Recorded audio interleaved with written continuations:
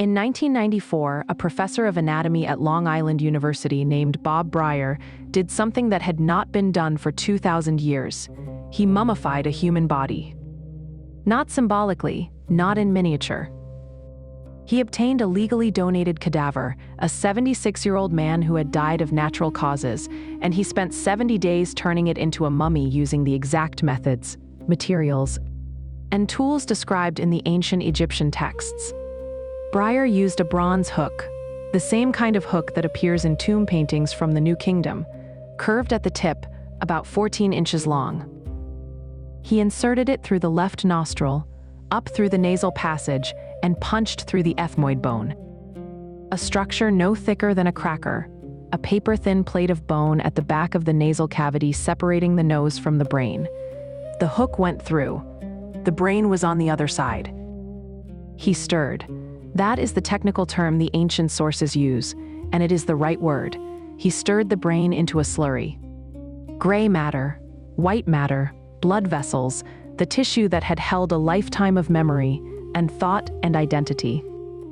And then tilted the body face down so the liquefied brain drained out through the nostrils onto the table below. The Egyptians threw the brain away. Every time. For 3,000 years, across tens of thousands of mummifications, from the poorest farmer who could scrape together the fee to the pharaohs whose burials consumed the wealth of nations. They removed the brain and discarded it. They did not preserve it. They did not store it. They did not consider it worth keeping. Brier found this jarring. He was, after all, an anatomy professor. He had spent his career teaching students about the brain, its structures, its functions, its centrality to everything that makes a person a person. The Egyptians knew none of this. They performed brain surgery, trepanation, the deliberate drilling of holes in the skull to relieve pressure. And they were good at it. Skulls with healed trepanation wounds show that patients survived the procedure and lived for years afterward. They understood in a practical sense. That damage to the head could cause paralysis, speech loss, personality change. The Edwin Smith Papyrus, a medical text from approximately 1600 BCE, the oldest known surgical treatise, describes head injuries with a clinical precision that would not be out of place in a modern neurology textbook. Case 31 describes a patient with a depressed skull fracture who has lost the ability to speak. Case 48 describes a patient whose neck is twisted and who cannot feel his legs. They observed the symptoms. They treated the injuries, but they drew the wrong conclusion. They concluded that the heart, which they could feel beating, which they associated with emotion, with courage, with moral character, with the voice itself, the phrase "to speak from the heart" was literal in Egyptian, not metaphorical, was the organ of thought. The brain, which sat quietly in its case and did nothing visible, was simply the material that filled the skull, like packing, like insulation. When it came time to prepare the body for eternity, the packing was removed and discarded. The thinking organ, the one that would be questioned, judged, weighed, and potentially devoured, stayed where it was. They kept the heart.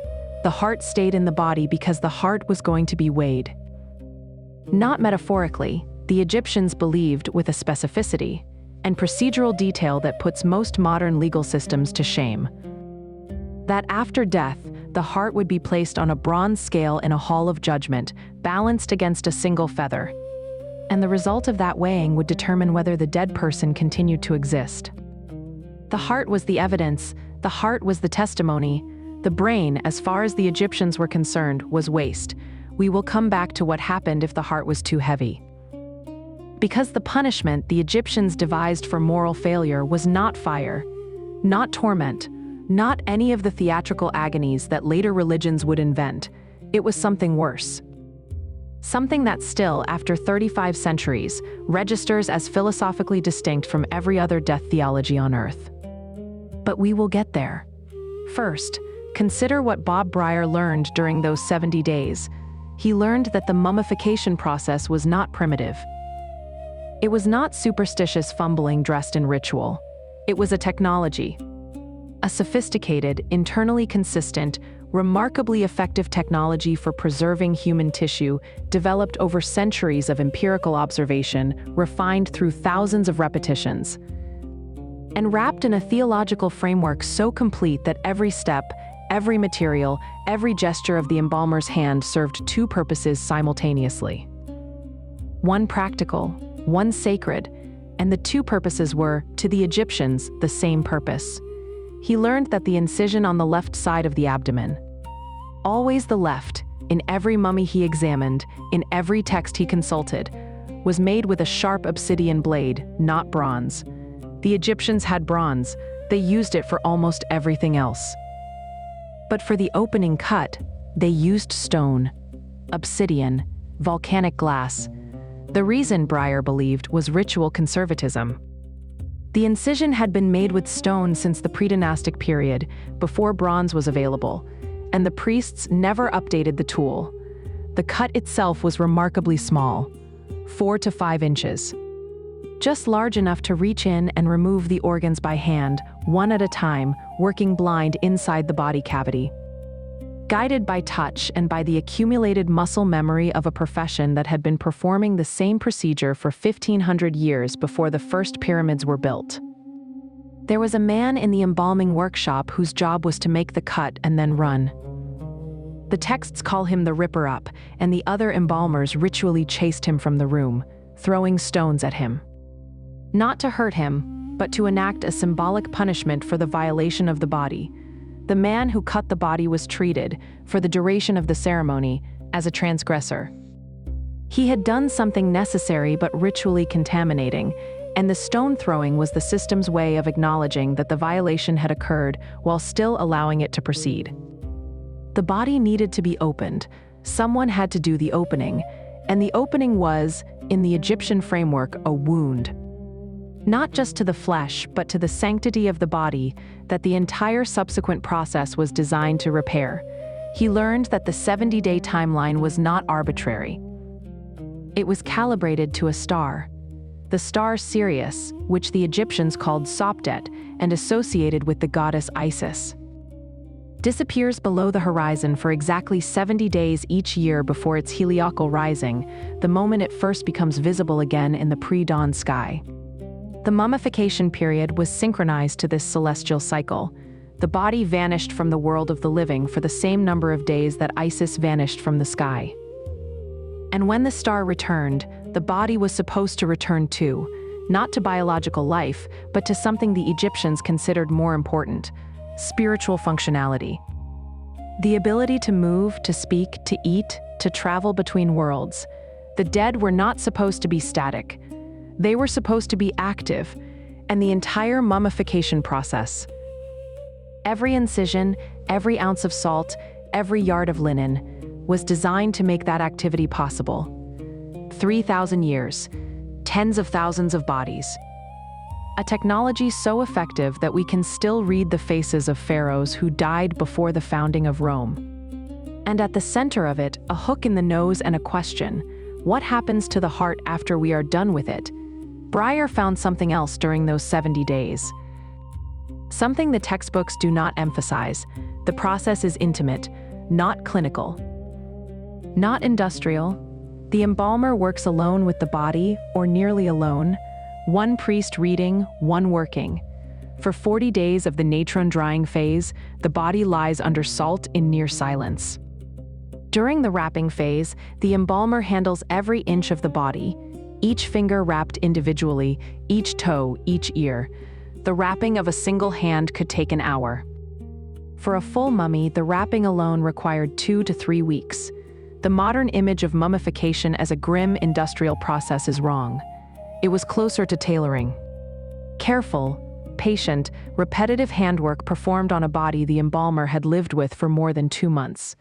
Breyer reported that by the end of the 70 days, he felt a bond with the cadaver. He had spent more continuous time with this body than with most living people in his life. He understood in a way that reading about mummification cannot convey. Why the Egyptian texts treat the embalmer as a caretaker, not a technician. The Lord of Secrets was not performing a procedure on a patient. He was preparing a person for a journey.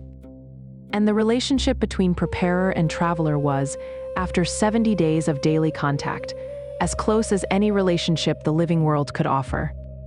The Egyptians had an answer to the question of what happens to the heart, and the answer still shouldn't work as well as it does. 3,500 years later, in a world that has replaced bronze hooks with MRI machines and mummification with cremation, the Egyptian answer to the question of what happens after death remains one of the most internally coherent, psychologically sophisticated, and genuinely frightening systems ever devised. Not because it promises punishment, because it promises something worse, but the process came first.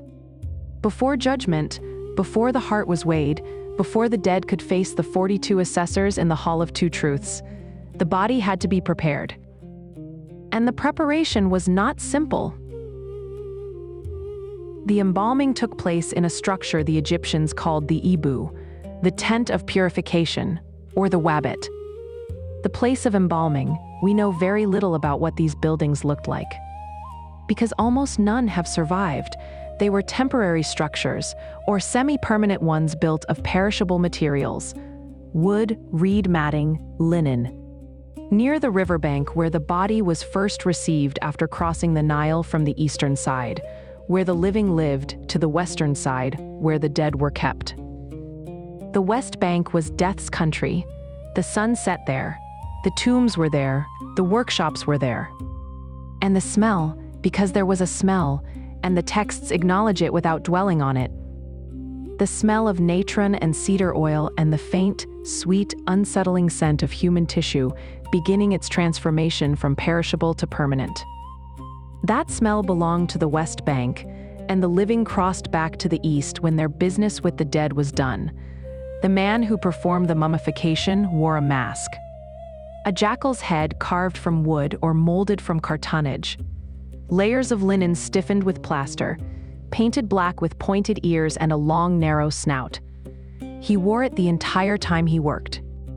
For 70 days, the lead embalmer moved through the preparation rooms with the face of Anubis, the god of the dead, looking out from behind the jackal's eyes at the body on the table. His title was Hari Sasheta, Lord of Secrets. The secrets he kept were not metaphorical. He knew how to open a human body without destroying it.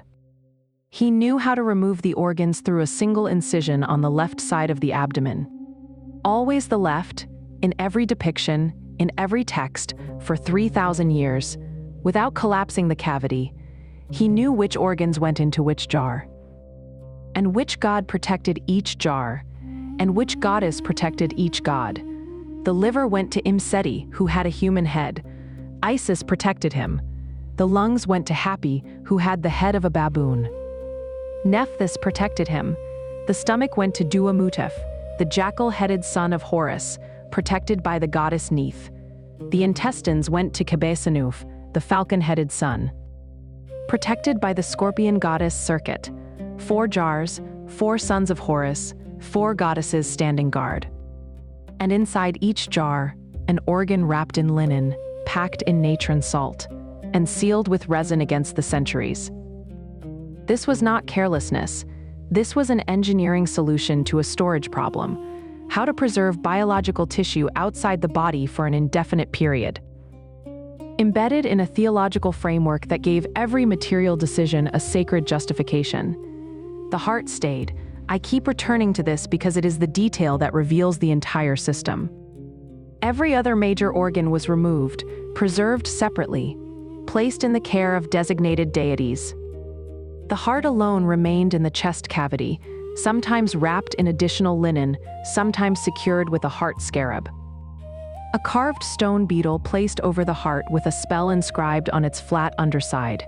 Spell 30b from the Book of the Dead, typically. The spell was an instruction.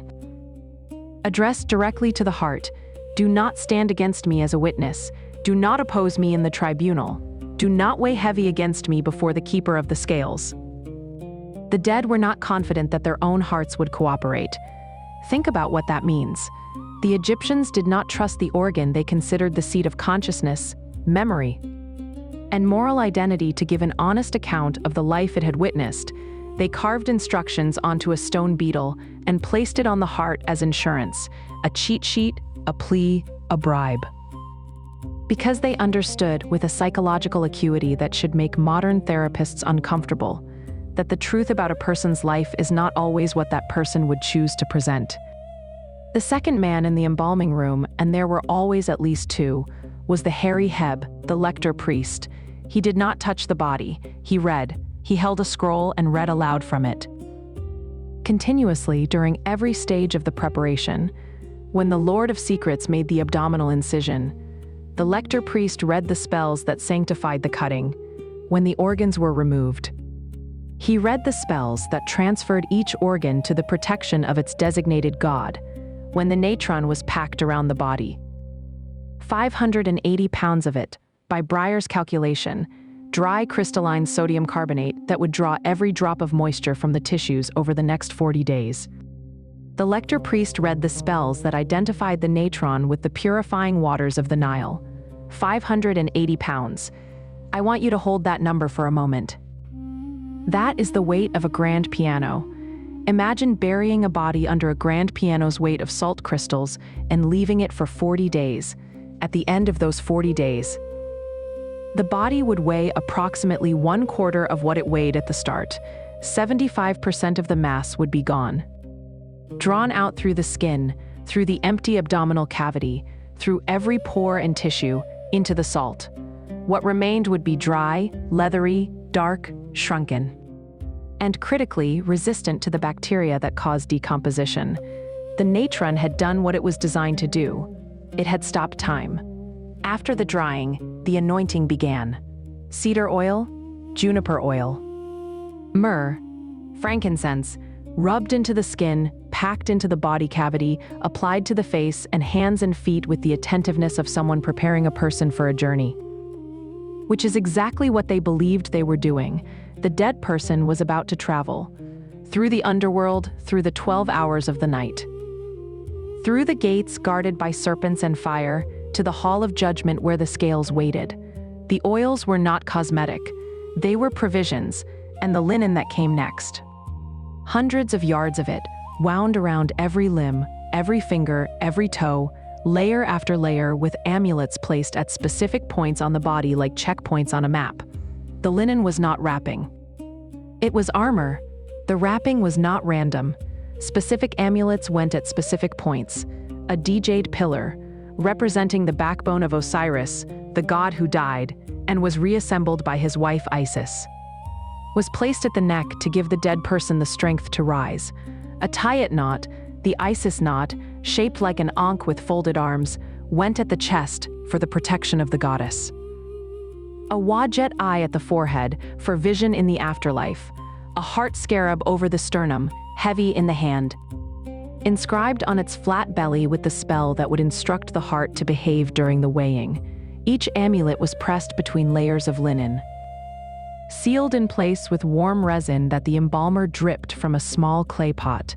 The resin was pine, or cedar, imported from the Levant, the eastern Mediterranean coast, modern Lebanon and Syria, at considerable expense. As the resin cooled, it hardened, bonding the amulets to the linen, locking them in position. The finished mummy was not just wrapped, it was laminated.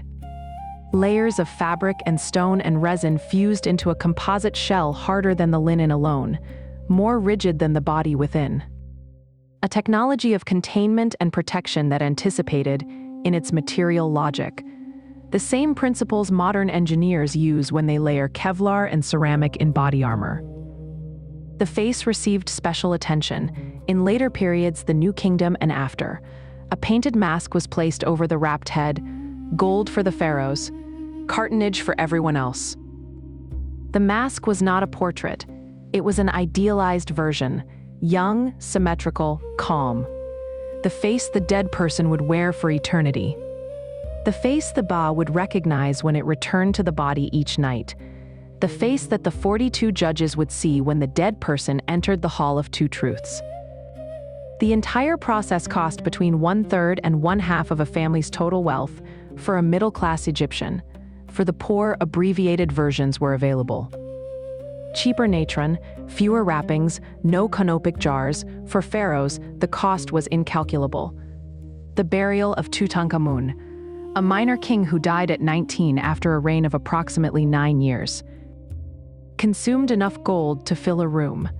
And Tutankhamun was not even a particularly successful pharaoh. He was a boy who inherited a theological crisis and died before he could resolve it. Herodotus, the Greek historian who visited Egypt around 450 BCE and wrote the most detailed surviving account of Egyptian customs from an outside perspective, recorded 3 tiers of mummification available to families. The first tier, for the wealthy, was the full process: brain removal, organ extraction, natron drying, full anointing, and wrapping with amulets. The second tier skipped the brain removal and the organ extraction. Instead, the embalmers injected cedar oil into the body cavity through the abdomen, plugged the opening, and let the oil dissolve the organs internally during the natron phase. After drying, they drained the dissolved organs out. Cheaper, faster, less labor-intensive. And the result, while not as pristine as the first-tier mummies, was adequate for preservation. The third tier was the cheapest. The embalmers cleaned the intestines with a purgative, essentially flushing the body cavity, and then placed the body directly in natron for the standard 70 days. No organ removal, no brain extraction, no anointing, no amulets, just salt and thyme.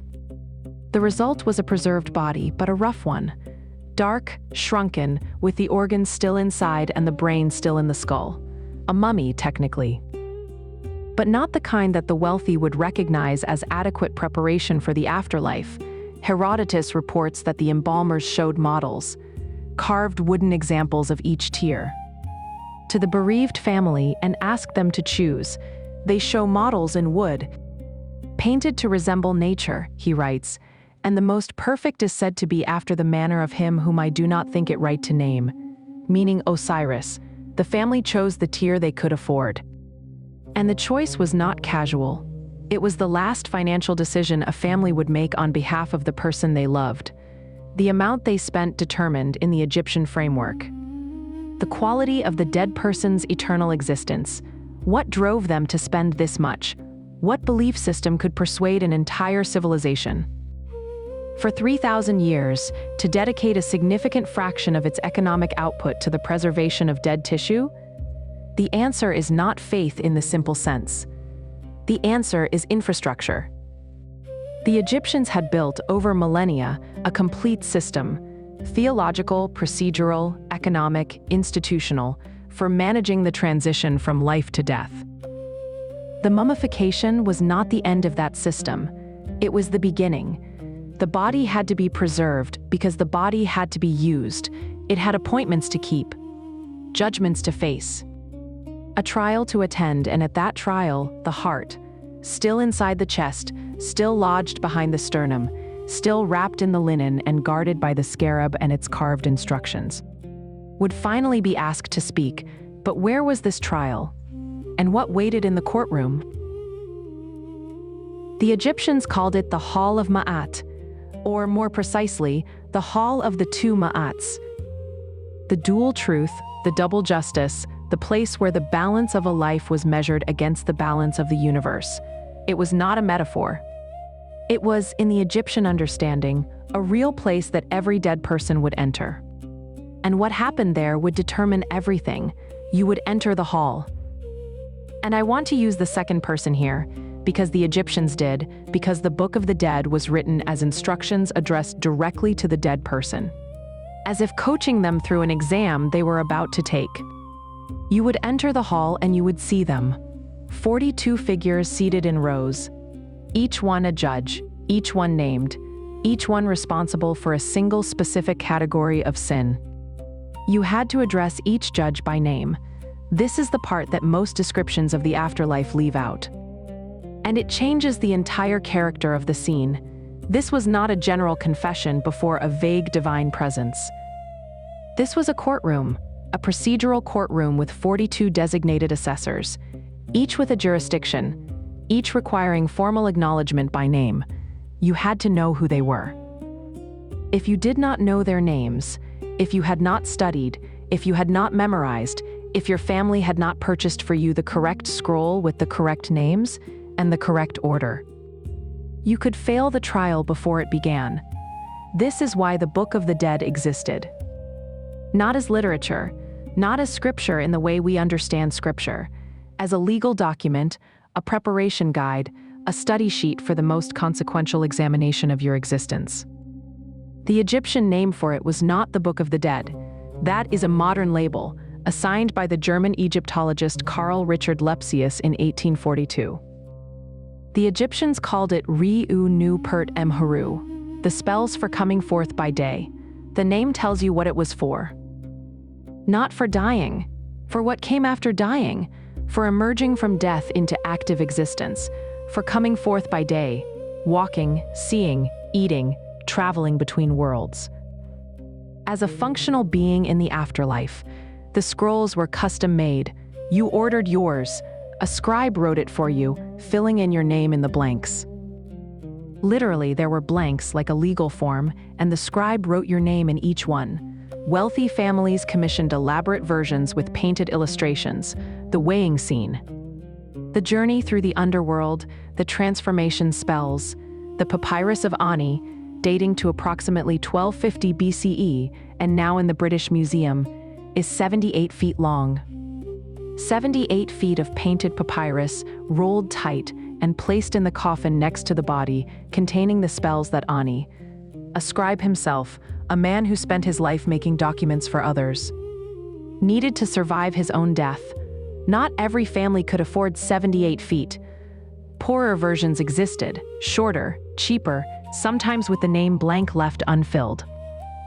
Mass-produced scrolls sold at temple markets, the equivalent of a generic greeting card signed in haste, sometimes with copying errors. The scribe had gotten bored or distracted or drunk, and the spells were wrong. A vignette meant to show Anubis weighing the heart instead showed a figure with the wrong animal head. A spell designed to protect the dead from crocodiles in the underworld was written with a missing line, leaving the protection incomplete. The Egyptians were aware of this problem. Some scrolls include a colophon, a note at the end, like a printer's warranty, stating that the text was checked for accuracy by a master scribe. Others do not, and the ones that do not. The cheap ones, the mass-produced ones, the ones bought at the last minute by families who could not afford better, are the ones that make you realize the Egyptian death system was not a monolith. It was a market. It had a luxury tier and a budget tier. The rich got 78 feet of hand-painted papyrus with their name in every blank and a gold mask over their face. The poor got a short scroll with typos and a cartonnage mask painted by someone who had never met them. The dead person would arrive at the Hall of the Two Truths with whatever their family could afford. Whether the 42 judges noticed the quality of the papyrus, or the accuracy of the spells, or the spelling of the name, whether the cosmic bureaucracy of the afterlife had the same quality standards as its earthly counterpart, is a question the archaeological record does not answer. But the Egyptians clearly believed it mattered. They spent accordingly. The families that could afford the best bought the best, and the families that could not. And there were many, because mummification was expensive and Egypt was not, for most of its history, a wealthy country for most of its people. Those families did what they could and hoped it was enough. Spell 125 was the examination itself. The negative confession. You stood before each of the 42 judges and declared, one by one, the sins you had not committed. Not the sins you had committed, the sins you had not. The distinction matters. You were not confessing. You were asserting innocence. You were making a statement under oath. With your heart still in your chest, still monitoring, still prepared to contradict you. That you had lived a clean life. I have not stolen. This one is expected. I have not killed. Also expected. I have not committed adultery. Predictable enough. But then the list goes further. And the further it goes, the more it reveals about what the Egyptians actually valued. I have not been an eavesdropper. Listening to conversations that were not meant for you was a sin serious enough to appear on the list. I have not been loud of voice. Volume was a moral failing. I have not been haughty of face. Arrogance expressed not in actions but in facial expressions. The look on your face was accessible by the gods. I have not made any man to weep. Causing grief, even unintentionally, even through carelessness or neglect, was a category of failure that had its own judge and its own declaration. There are 42 declarations in total, and the full list, when you read it straight through, is more revealing than any Egyptian temple inscription or royal decree. Because it is not a list of crimes, it is a list of what the Egyptians considered a well-lived life expressed in negative. A portrait of the ideal person, drawn by cataloging everything that person did not do. I have not polluted the water. Access to clean Nile water was life itself in a desert civilization. Contaminating it was not an offense against hygiene, it was an offense against survival. I have not dammed flowing water. Blocking the irrigation channels that fed the fields was equivalent to murder by starvation. Slow, indirect, deniable, and devastating. I have not extinguished a fire that should have burned, not the careless failure to tend a hearth, the deliberate snuffing of a beacon, a signal fire. A light that someone in the dark was depending on. I have not defrauded the temples of their offerings. I have not stolen from the gods. I have not added to the weight of the balance. This last one, adding to the weight of the balance, is about cheating at the marketplace, about placing a thumb on the scale when measuring grain or gold. And notice, the afterlife judgment itself uses a scale. The tool of earthly fraud becomes the tool of cosmic justice. You cheated the balance in life. The balance will not cheat you in death. It does not need to. It is exact. I have not caused hunger. In a civilization where the annual Nile flood determined whether the harvest fed the population or left it starving, causing hunger. Through hoarding, through waste, through the mismanagement of granaries, was not an abstract sin, it was a category of killing. I have not caused any man to suffer. The broadness of this declaration is deliberate. Not specific injuries, not specific crimes, suffering in general, in any form, caused by any action or inaction. The standard was not, did you break a law? The standard was, did anyone suffer because of you? I have not waded in the water. This one puzzles modern readers until you understand that certain bodies of water, temple pools, sacred lakes, the purification basins used in rituals, were forbidden to the uninitiated. Wading in them was not recreation, it was contamination of a sacred resource. I have not raised my voice. The Egyptians returned to this point. Loudness. Assertiveness, aggression, the raising of one's voice in anger or an argument, was a failure of character so fundamental that it appears twice in the 42 declarations, phrased differently each time. Twice. As if once was not enough to convey how seriously they took the sin of volume. The cumulative effect of reading all 42 is not guilt, it is exhaustion. The standard they describe is not human. No person alive could honestly declare innocence on all 42 counts. No person could live an entire life without causing anyone to weep.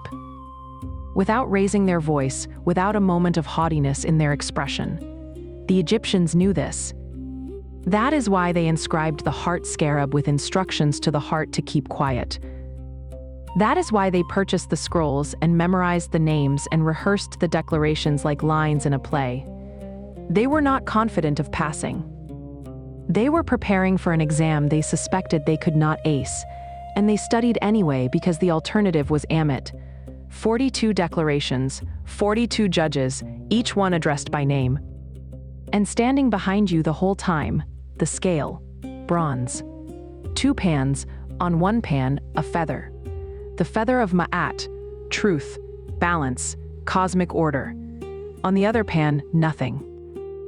Not yet. When the declarations were complete, the heart was taken, not symbolically, in the mythology of the scene. And remember, the Egyptians did not experience this as mythology. They experienced it as procedure.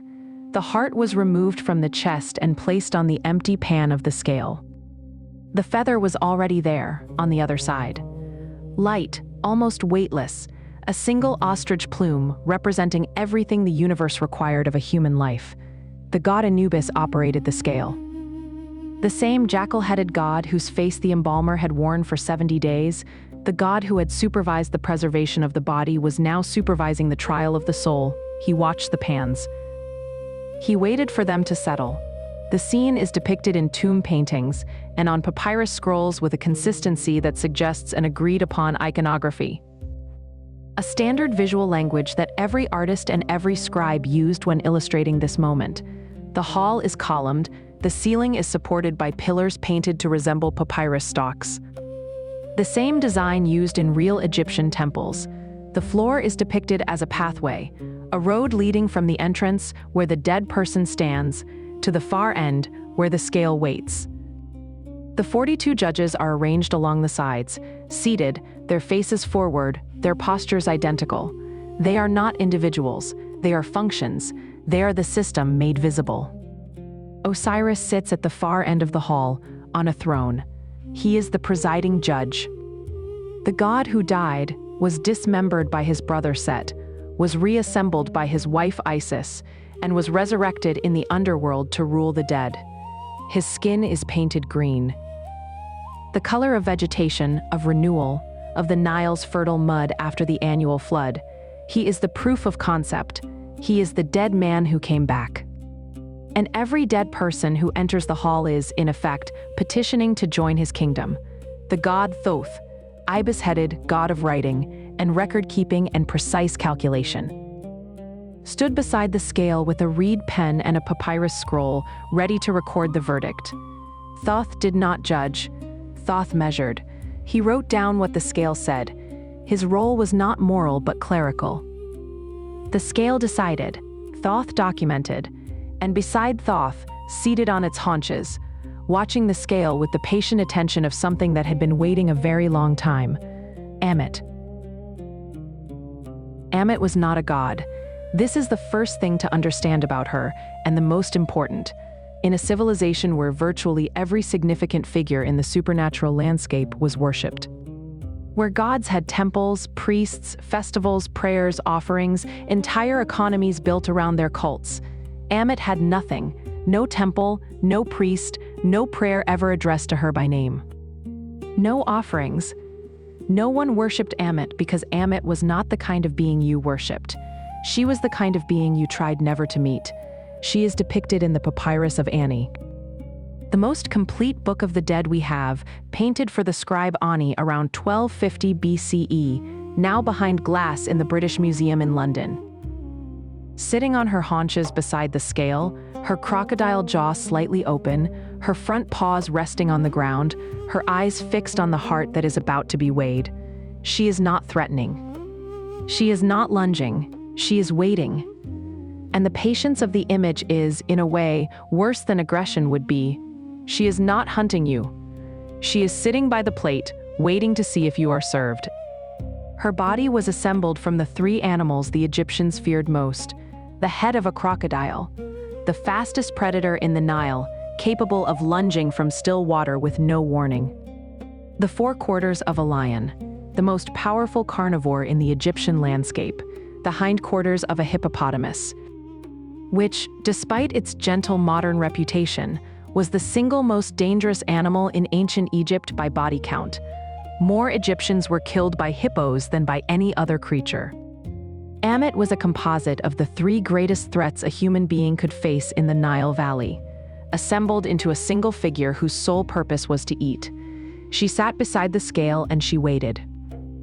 If the heart balanced the feather, if the life had been lived in accordance with Ma'at, if the 42 declarations were honest, if the moral weight of the person's choices did not tip the bronze pan downward, then Ammit remained still. The dead person passed. They were declared Maharu, true of voice, vindicated, justified. And they proceeded to the field of reeds, the Egyptian paradise, where the crops grew tall without labor and the dead lived in comfort for eternity. But if the heart was heavy, if the pan dipped, if the feather rose, If the weight of the person's failures and cruelties and carelessness was greater than the weight of one ostrich plume, then Ambient moved. She ate the heart. And when she ate it, the dead person experienced what the Egyptians called the second death, MWTSNW. And the second death was not punishment. It was not hell. It was not a lake of fire, or an eternity of torment, or any of the vivid agonies that later religious traditions would devise to frighten the living into good behavior. The second death was nothing. Literally nothing. The complete annihilation of the person's existence, the personality soul, the aspect of the self that was uniquely you, your character, your tastes, your memories, your way of laughing, gone, the ka. The life force, the animating energy that distinguished a living being from a stone. Gone. The IB, the heart-mind, the seed of consciousness, the thing that had been weighed and found wanting. Consumed, Ambient ate it all, and what remained was not a ghost, not a spirit in torment, not a shade wandering the underworld. What remained was nothing, an absence, a space where a person had been, now empty, now irreversibly, permanently, cosmically vacant. No rebirth, no second chance. No eventual release. Not even the cold comfort of suffering, which at least implies continued existence. Just deletion. I find this more frightening than any vision of hell I have ever encountered. And I have spent considerable time with the hell traditions of multiple civilizations. A hell is, at minimum, an acknowledgement that you exist. That your suffering matters enough to sustain. That the universe has organized itself, however cruelly, around your continued presence. The Egyptian second death offers no such consolation. It offers the possibility that you might simply stop being. That the universe might shrug you off like dust, and that there would be no one left to notice, because the you that would have noticed is the thing that was destroyed. The Egyptians did not fear death, not in the way later civilizations would. Death was a door. What they feared was the second death. The possibility that the door opened onto nothing, and the entire mummification system, the entire Book of the Dead, the entire 70-day process of preservation and preparation and ritual. All of it was designed, from the first incision to the last yard of linen, to prevent the second death from happening. To give the dead person the best possible chance of passing the trial, satisfying the 42 judges, balancing the feather, and walking past Ambient into the field of reeds with their existence intact. That is what they were buying when they spent a third of their wealth on mummification. Not immortality, not a pleasant afterlife, the right to continue existing at all. Compare this with what came later. The Christian hell, fire, demons, eternal conscious torment, is paradoxically a more comforting framework. At least in hell you exist. At least someone is paying attention to you, even if the attention is punitive. The Norse hell. A cold, gray underworld where the unremarkable dead drift in a foggy nothing. Comes closer to the Egyptian vision, but even hell implies persistence. You are cold and bored, but you are. The Buddhist wheel of rebirth offers suffering, but also the possibility of escape. The Hindu cycle of samsara is painful, but cyclical. There is always another chance. The Egyptian second death offers none of this. It is not a bad outcome. It is the absence of outcome. The deletion of the possibility of outcome. Ambient does not punish you. Ambient erases you, and the space you occupied in the universe. The relationships, the memories, the accumulated weight of a lived life. That space does not scar over. It does not ache. It simply ceases to have existed, as though you never were. I have asked myself whether the Egyptians actually believed this. In the lived, practical sense of belief, the answer, as far as I can determine from the archaeological record, is yes. They spent their money accordingly. A person who truly believes that the alternative to proper burial is cosmic erasure does not haggle over the price of natron. A family that genuinely fears the second death does not choose the budget mummification because it is cheaper. They choose it because it is all they can afford, and they choose it with grief, and they hope. They must hope, reading the discount spells on their mass-produced scroll, that the 42 judges will not notice the typos. The ceremony was called the opening of the mouth, and of everything the Egyptians invented, the pyramids, the hieroglyphics, the irrigation canals, the solar calendar, the centralized state. This may be the most extraordinary, because the opening of the mouth was, in Egyptian terms, the procedure by which a corpse was converted into a functioning being, not brought back to biological life, something different, something in the Egyptian framework better.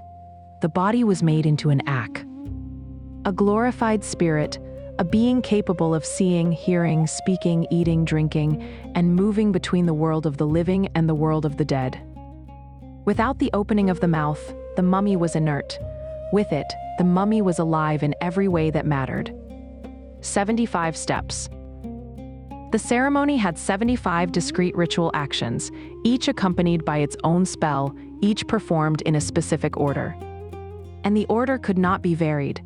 This was not freestyle worship. This was a protocol, a checklist, a 75-step technical procedure for the activation of a preserved human body. The priest who performed it was called the Sem priest, and he wore a leopard skin.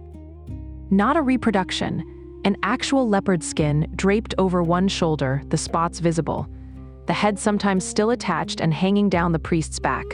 The leopard skin had its own mythology. It connected the Sem priest to the sky goddess Nut, whose body was sometimes depicted spotted like a leopard's, representing the stars against the dark.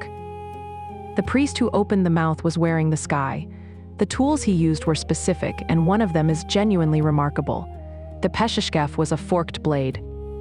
Originally made of flint or obsidian, shaped like a fishtail, it was the same instrument used in earlier periods, to cut the umbilical cord of a newborn child.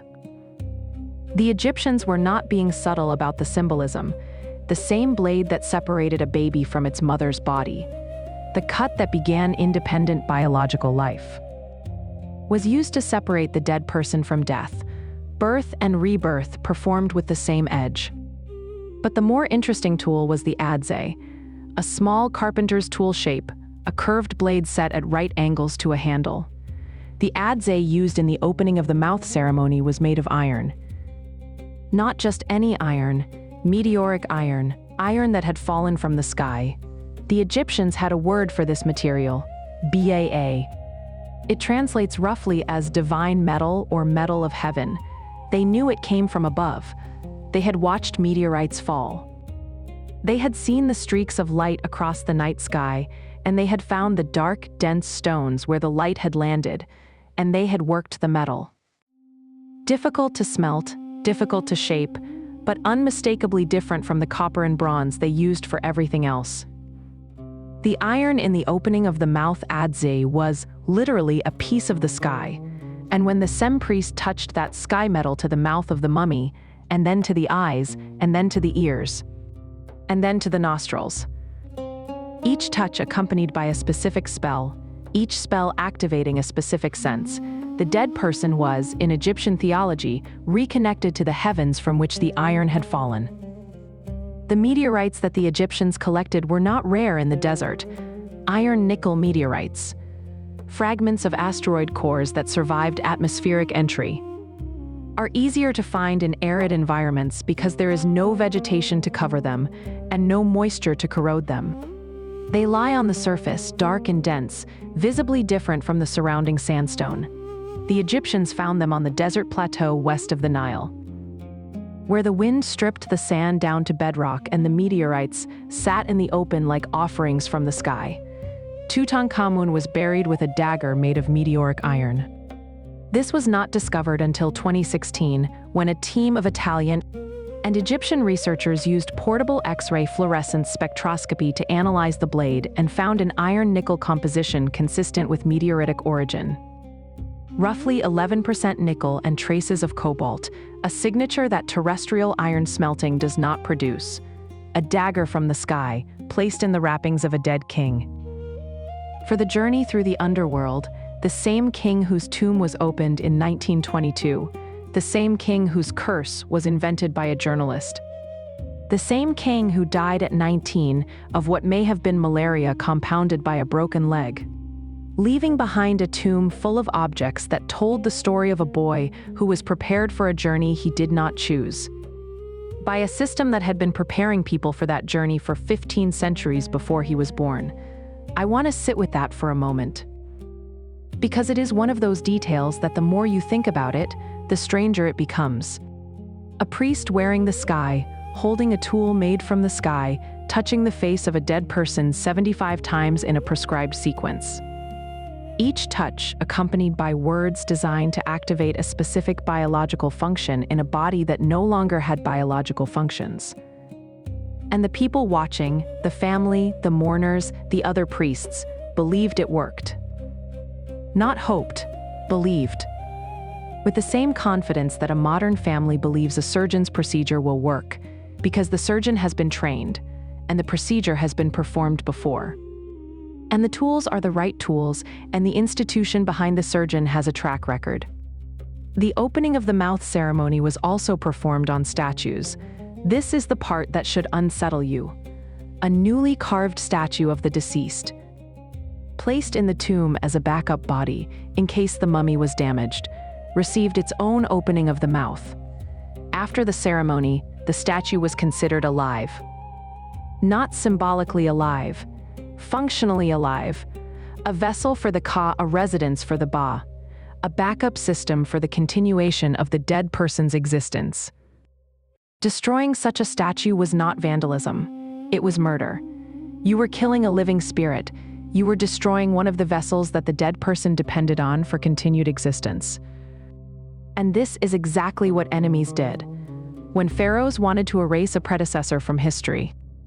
When Hatshepsut's name was chiseled from her monuments by her successor, Thutmose III, when Akhenaten's images were smashed by the priests who restored the old religion after his death, they were not just editing the historical record, they were committing assassination.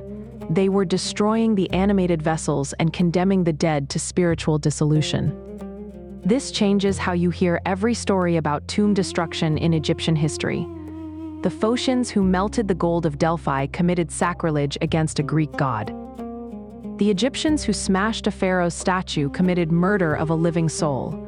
The scale of the violation was different because the theology was different. In Egypt, the statues were people. And the ceremony that made them people used a blade from the sky. No one knows how the earliest priests discovered that iron fell from above. No one knows when the first peshkef was used on a corpse instead of a newborn. No one knows which anonymous ritualist, in which unnamed temple, in which century of the Old Kingdom, first put together the 75 steps in their correct order and declared that the dead could be made functional. The ceremony was already ancient when the pyramid texts were carved. It was already traditional when Tutankhamun was buried. It was still being performed when the Romans occupied Egypt. 3,000 years of continuous practice, and the protocol never fundamentally changed. The same blade, the same adze, the same 75 steps, the same leopard skin, the same words. The ceremony ended with a feast. Not for the dead, though offerings of food were placed before the mummy. And the mouth, now opened, was considered capable of eating them in the spiritual sense. The feast was for the living. The family ate together at the tomb entrance, in the presence of the newly activated dead, sharing bread and beer and roasted meat. The meal was both a celebration. The dead person had been successfully prepared. The ritual had been completed, the system was working, and a commitment. By eating at the tomb, the family entered into a contract. They would return. They would bring more food.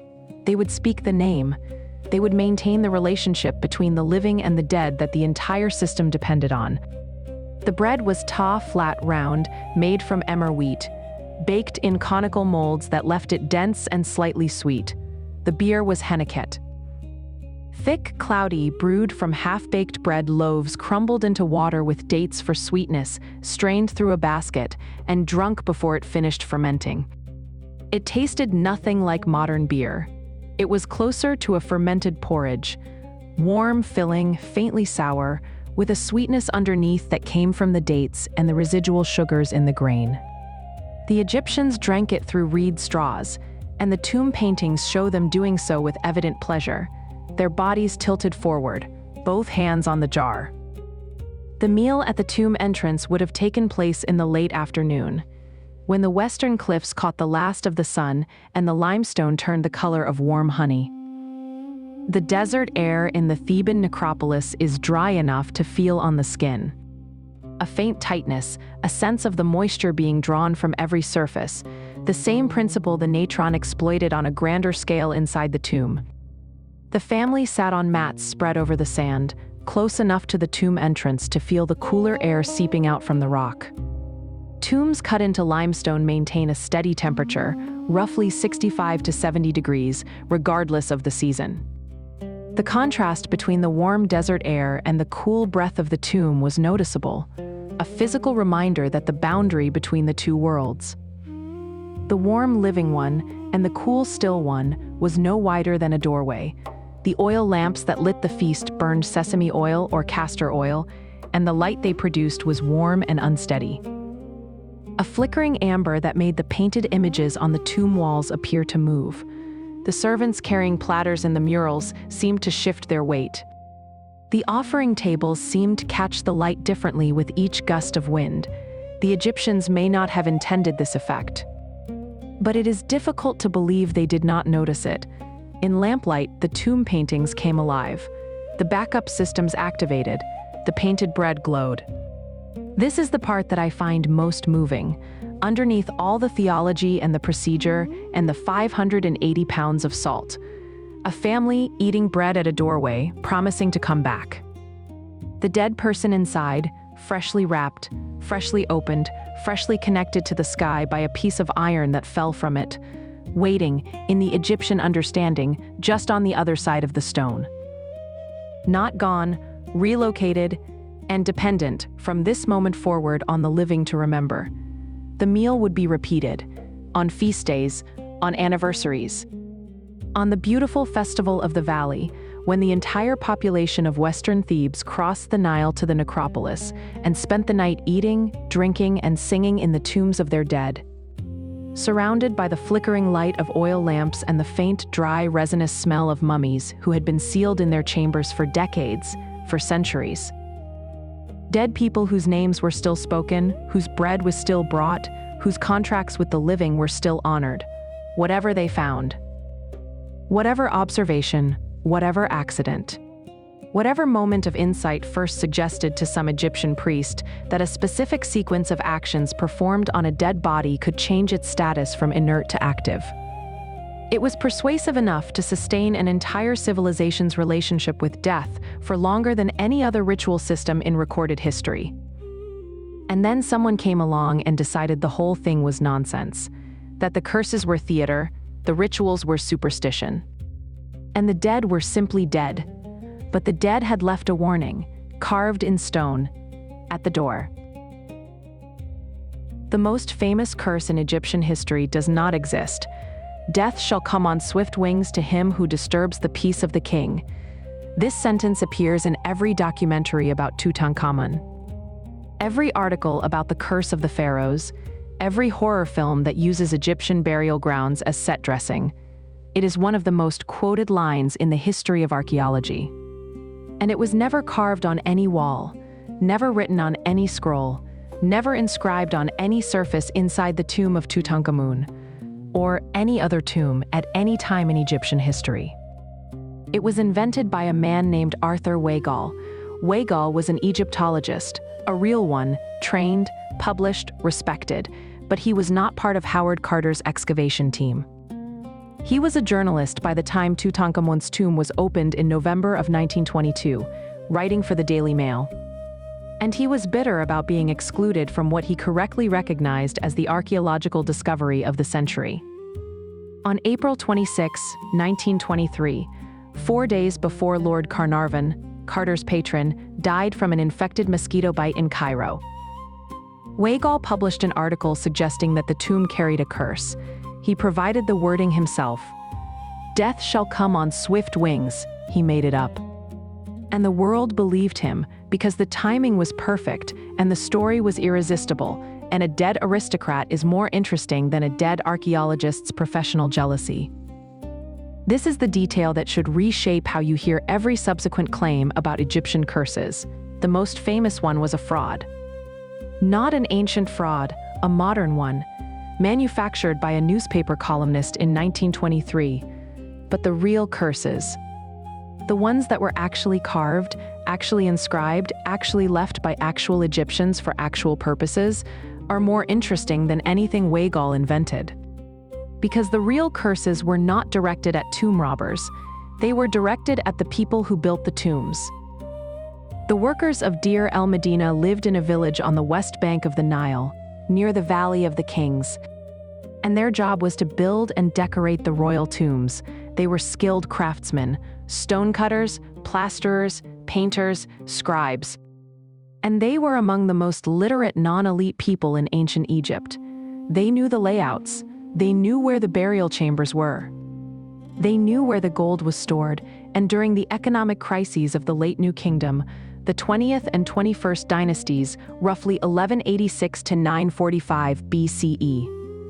When the central government collapsed and the rations that paid the workers stopped arriving, these same craftsmen turned to the only asset they had, their knowledge of the tombs they had built. The tomb robbery papyri from the reign of Ramesses IX document the trials. Workers from Deir el-Medina, the very people who had painted the gods on the walls, broke through the sealed doors, unwrapped the royal mummies, stripped the gold from the coffins, melted down the amulets, and sold the proceeds on what amounted to an ancient black market. The trials reveal specific names, specific methods, specific amounts stolen. One group of robbers stripped a queen's mummy of 17 pounds of gold in a single night. The curses were written for these people, not for hypothetical future tomb raiders from unknown civilizations, for the workers who knew the passwords.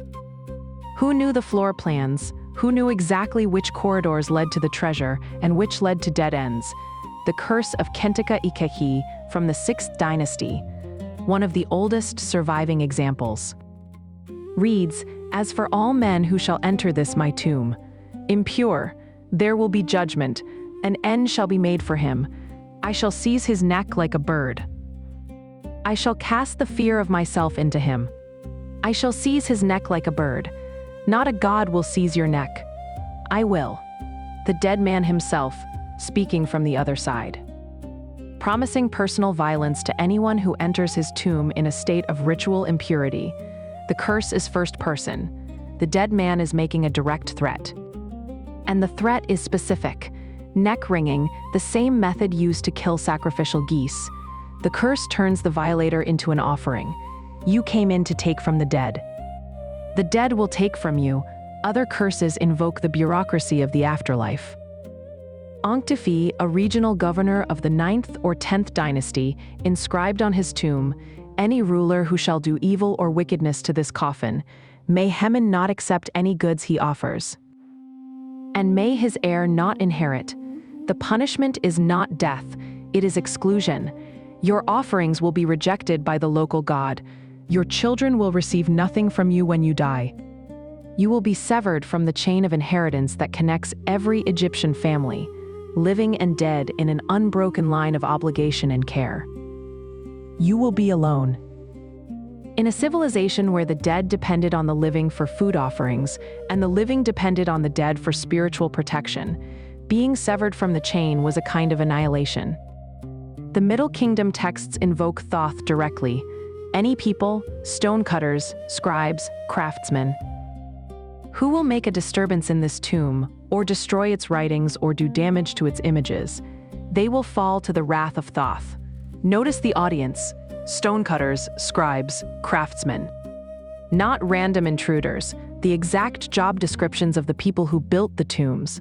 The curse is not a general warning, it is a personnel memo. It is addressing, by professional category, the people most likely to commit the crime. And here is the thing no one talks about: the curses didn't work. The tombs were robbed anyway. Almost all of them, of the 63 tombs in the Valley of the Kings. 62 were found at least partially looted. Tutankhamun's was the exception. the only royal tomb found substantially intact, and even it showed signs of at least 2 break-ins, patched and resealed by the necropolis police, the workers who read the curses on the walls, who had, in many cases, painted those curses themselves, walked past them and stripped the mummies bare. They were hungry, they were unpaid. The curses promised divine judgment. The empty stomachs promised immediate suffering. The stomachs won, but the curses survived, cut into limestone, painted on plaster, carved into the rock above doorways where the daylight still reaches. They survived the workers who ignored them, the robbers who defied them, the centuries that buried them, and the archaeologists who dug them up and declared them superstition. They are still there, still in first person, still promising to seize your neck like a bird. And whether or not they ever stopped a single theft, they remain the most honest part of the entire funerary system. The raw voice of the dead, speaking directly, without priests or ritual or institutional mediation, saying, "This is mine, you are not welcome here. And I will remember what you did." The modern fascination with Egyptian curses is, in a way, the most accurate part of the popular reception. Not because the curses are magical, because they are personal. Because the dead in the Egyptian system were not gone. They were watching, they were present, they had opinions, and they could act. That was the whole point of the mummification, the judgment, the opening of the mouth, to create dead people who were still, in every functional sense, alive. And alive people, when their homes are broken into and their possessions are stolen, get angry. The question no one asks is whether the Egyptians were right about that part. Not the magic, the anger, whether the dead have a legitimate grievance when the living disturb what was left for them. Whether there is something, call it respect, call it prudence, call it the cultural memory of promises made to people who can no longer enforce them. That should make us pause before we open a sealed door and take what is inside. There is one more real curse worth quoting, and it is the one that haunts me most. It comes from a tomb at Saqqara, dating to the 5th dynasty. Roughly 2450 BCE, 14 centuries before Tutankhamun, before the Valley of the Kings existed, before the Book of the Dead was compiled. It reads, "As for anyone who enters this tomb unclean, I will wring his neck like a goose. And he shall be judged for it by the great God. I will wring his neck like a goose." Not a god, not a curse. A person. A dead person, speaking from his grave, making a specific physical threat, and the great god, presumably Osiris or perhaps Ra, is invoked not as the agent of punishment, but as the judge who will ratify the punishment after the dead man has already administered it himself. The dead man acts first, the god confirms later. This is the real Egyptian theology of death. Stripped of the institutional polish and the priestly mediation, the dead are not passive. They are not gone.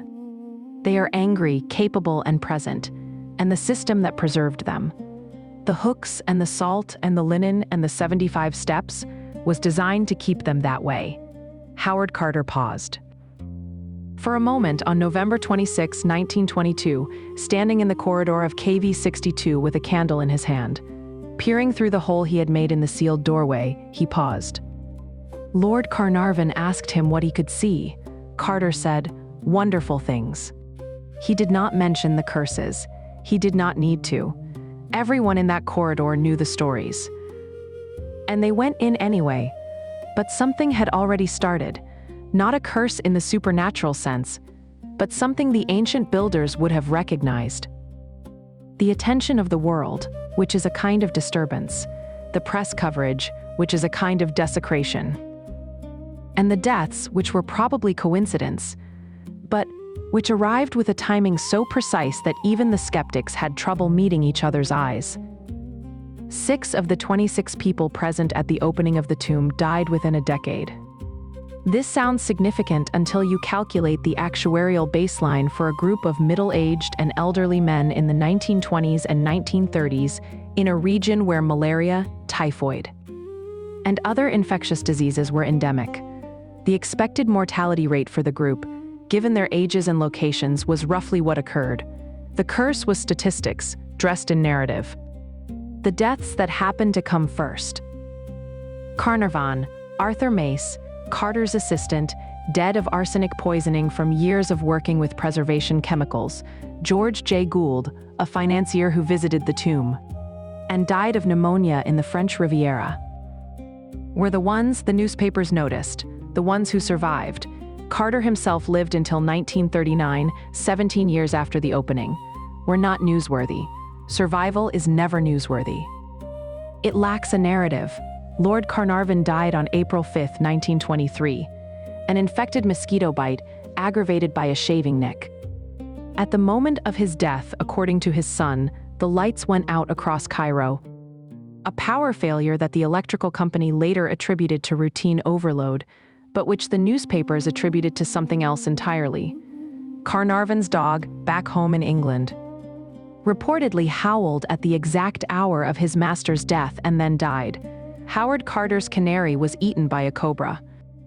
The same species of snake that appears on the Pharaoh's crown, the uraeus, the protector of kings. All of this is documented.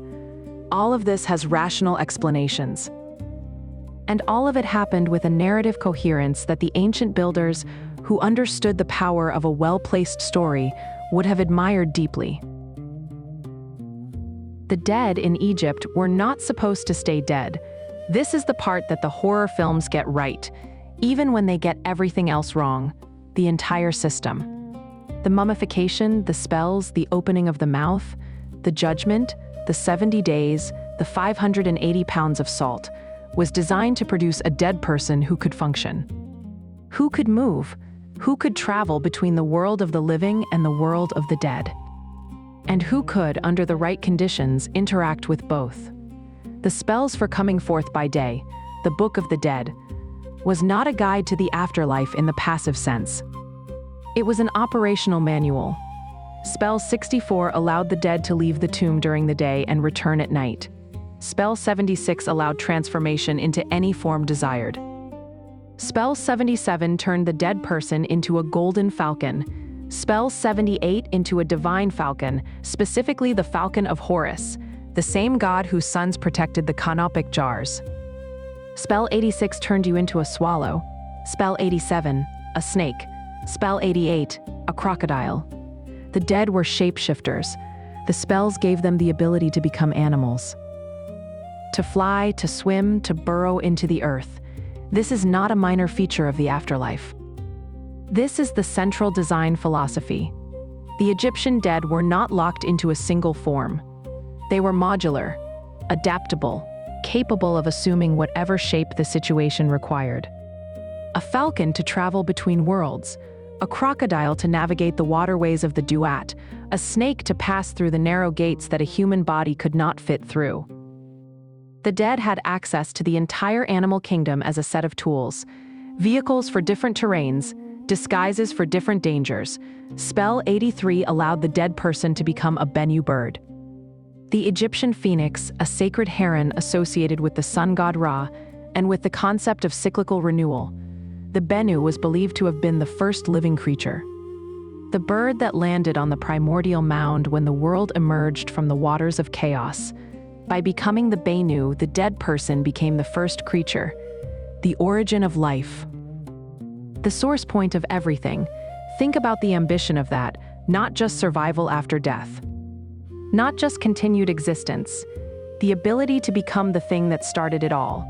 The Egyptians did not think small about the afterlife. They could eat. Spell 52 ensured that the dead would never be forced to eat feces in the underworld, which tells you something alarming about what the Egyptians thought was possible there. They could drink. Spell 62 provided water. They could breathe. Spell 54 and 55 ensured that the dead had air. These are not abstract blessings. These are logistical solutions. The Egyptians imagined the afterlife as a place with specific physical requirements: air, water, food, mobility. And they wrote spells to address each requirement individually, like an engineer writing specifications for a life support system. The underworld, the Duat, the Egyptians called it. was not a metaphor and not a vague spiritual dimension. It was a place with geography, a landscape the dead had to traverse, physically, each night. Traveling with the sun god Ra on his solar bark through 12 distinct regions, each corresponding to 1 hour of the night. The Duat, that which is in the underworld, was a text carved on the walls of royal tombs that mapped this journey in detail. Every gate, every serpent, every lake of fire, every cavern, named, described, and illustrated with the kind of specificity you would expect from a military map. Because that is, in effect, what it was: a map of hostile territory issued to the dead before departure. The first hour was a passage through the western horizon, the gateway between the living world and the Duat, relatively calm. The second hour introduced the waters of the underworld with fields on either side where the blessed dead farmed. By the fourth hour, the landscape had turned hostile. The desert of Rosechau, the realm of Sokar, god of the Memphite necropolis, where the sand was hot. And the way was difficult, and the serpents that guarded the gates had names like He Who Breathes Fire and Face of Flame. The seventh hour was the worst. Apophis, the great serpent, the embodiment of chaos, the enemy of cosmic order, lay coiled in the darkness, attempting to swallow the sun. The dead, traveling with the sun, had to pass through this confrontation. The spells of the Book of the Dead were in part weapons for this fight. Words to bind Apophis, words to burn the serpent, words to keep the bark moving through the seventh hour and into the eighth, where the danger passed and the darkness began slowly to lighten. The 12th hour was dawn. The sun emerged from the body of Nut. The sky goddess arched over the world, her body painted with stars, and was reborn. The dead, traveling with it, were reborn too, coming forth by day. Emerging from the Duat into the sunlight, alive again in the Egyptian sense, until sunset brought the journey back around. This is the cosmological context for the mummification. The body had to be preserved because the body was a vehicle. The Ba, the personality soul, depicted as a bird with a human head, would leave the body during the day to travel in the world of the living and return to the body at night. If the body was destroyed, rotted, burned, dismembered, the Ba had nowhere to return. The backup statues existed for this reason. The tomb paintings of food and drink existed for this reason. If real offerings stopped, if the family forgot, or died out, or simply stopped caring, the painted images could serve as magical substitutes, feeding the Ka with the idea of food when the real thing was no longer available. And there was another provision, one that quietly reveals the Egyptians' deep pragmatism beneath all the theological grandeur. They knew that memory fades. They knew that families die out, that economic circumstances change, that the grandson who promised to bring bread to the tomb every month might move to another city, or lose his money, or simply forget. They planned for this. The tomb walls were painted with scenes of food production: baking, brewing, butchering, fishing, harvesting grain. These were not decorations, they were backup systems. If real food stopped arriving, if the living broke their contract with the dead, the painted food could serve as a magical substitute. The image of bread could feed the Ka'e, the image of beer could slake the Ka'e's thirst. The image of a servant carrying a platter of roasted duck could, in the Egyptian understanding, be activated by the right spell and serve the dead person as effectively as the real thing. This is why tomb paintings show such extraordinary detail. The individual grains of wheat, the specific cuts of meat, the precise curve of a beer jar. The detail was not aesthetic, it was functional. A vague, impressionistic painting of bread would not feed anyone. A detailed, specific, accurately rendered painting of bread, with the crust visible, with the shape correct, with the golden color of the grain rendered in the right pigment. That painting could feed a dead person for eternity. The realism of Egyptian tomb art was not an artistic choice. It was a survival requirement. Everything was a contingency plan. The Egyptians built layers of redundancy into their death system the way a modern engineer builds redundancy into a spacecraft. Primary system, the mummy. Backup, the statues. Secondary backup, the tomb paintings. Tertiary backup, the name carved in stone. Because as long as someone spoke your name, some part of you persisted. The worst thing you could do to an Egyptian was not kill them. It was erase their name. Wipe it from every cartouche, every inscription, every monument. Damnatio memoriae. The Romans would later adopt the practice, but the Egyptians invented it. And they understood its implications far more deeply.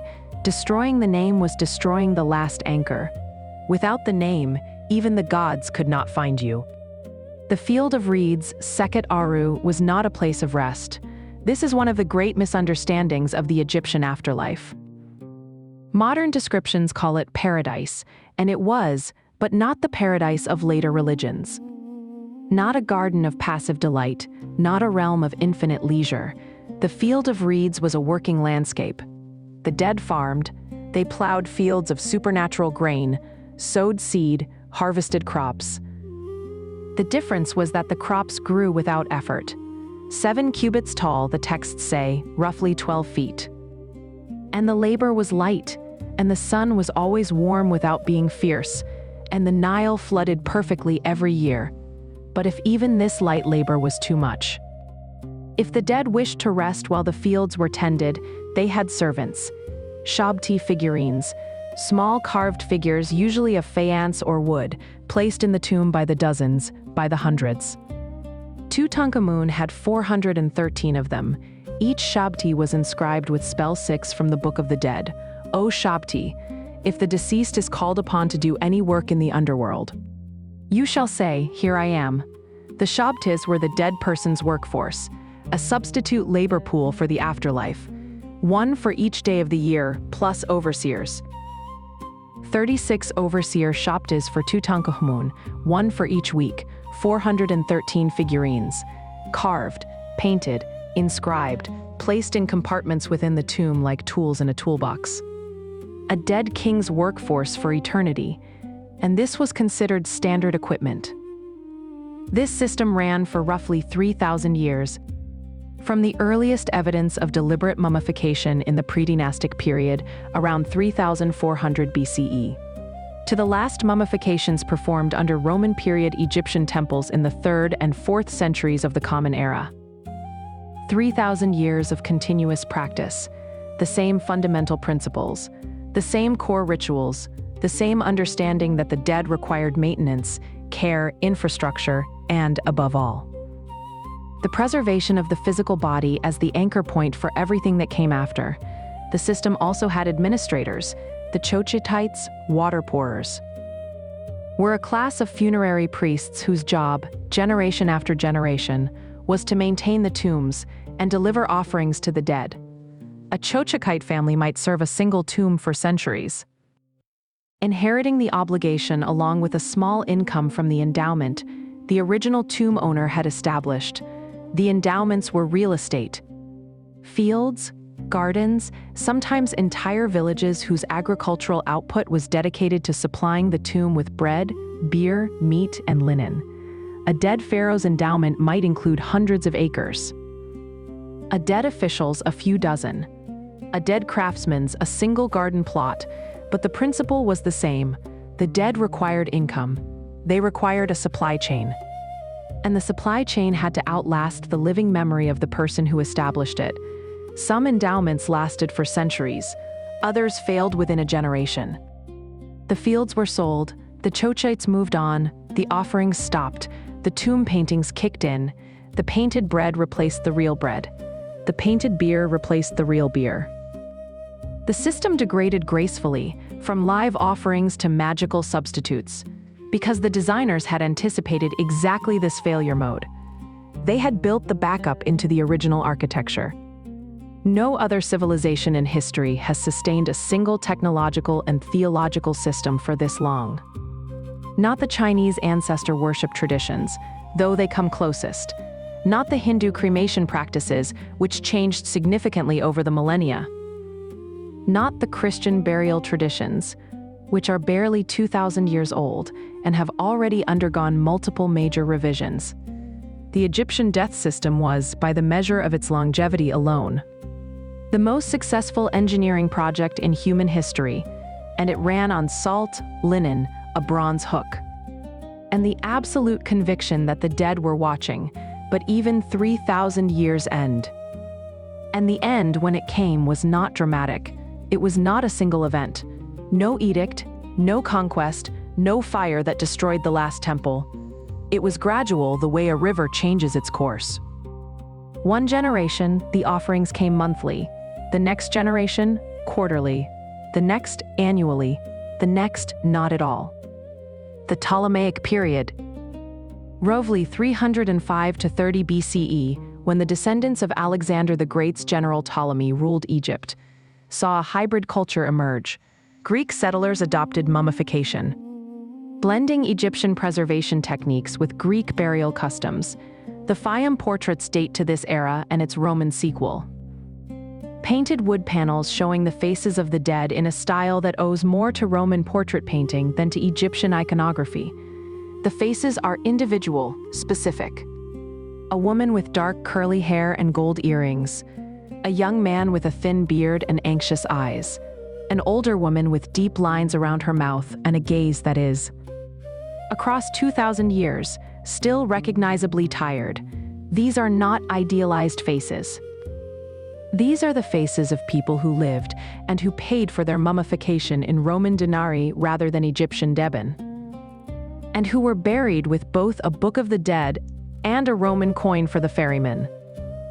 Charon's obol, the Greek payment for crossing the river Styx, placed in the mouth of an Egyptian mummy. Two death systems layered one on top of the other. Neither quite complete, neither quite abandoned. By the 3rd century of the Common Era, Christianity was spreading through Egypt, a different answer to the same question. The Christian answer did not require natron, did not require linen, did not require 70 days, or 580 pounds of salt, or a hook through the ethmoid bone, or a blade made from a meteorite. The Christian answer required faith. And faith was cheaper, and the exhausted, impoverished, plague-diminished Egypt of the late Roman period could afford faith more easily than it could afford the full mummification protocol. The last mummies were made in the 3rd or 4th century. The temples closed, the priesthood dissolved, the Chochites stopped their rounds. The painted bread on the tomb walls continued to serve its magical function, assuming anyone was left to be served. But no one came to check, and the dead. If the system worked as described, if the Beye still flew and the Ka still hungered, and the Ak still walked the corridors of the afterlife, the dead were left alone. The village of Deir el-Medina sits in a narrow valley on the west bank of the Nile, near the modern city of Luxor, ancient Thebes, the religious capital of the New Kingdom.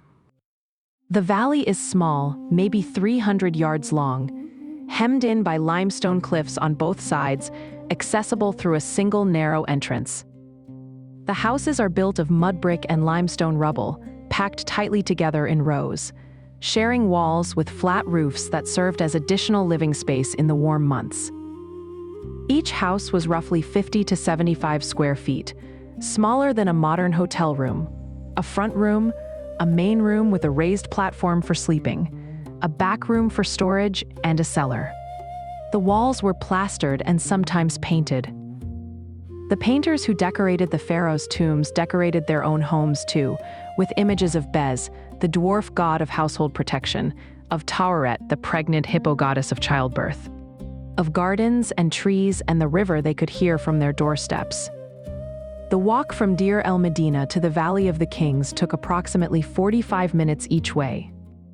Climbing a steep mountain path that crossed the ridge separating the village from the royal necropolis, the workers made this walk 6 days out of every 10. The Egyptian week was 10 days long, with 2 rest days.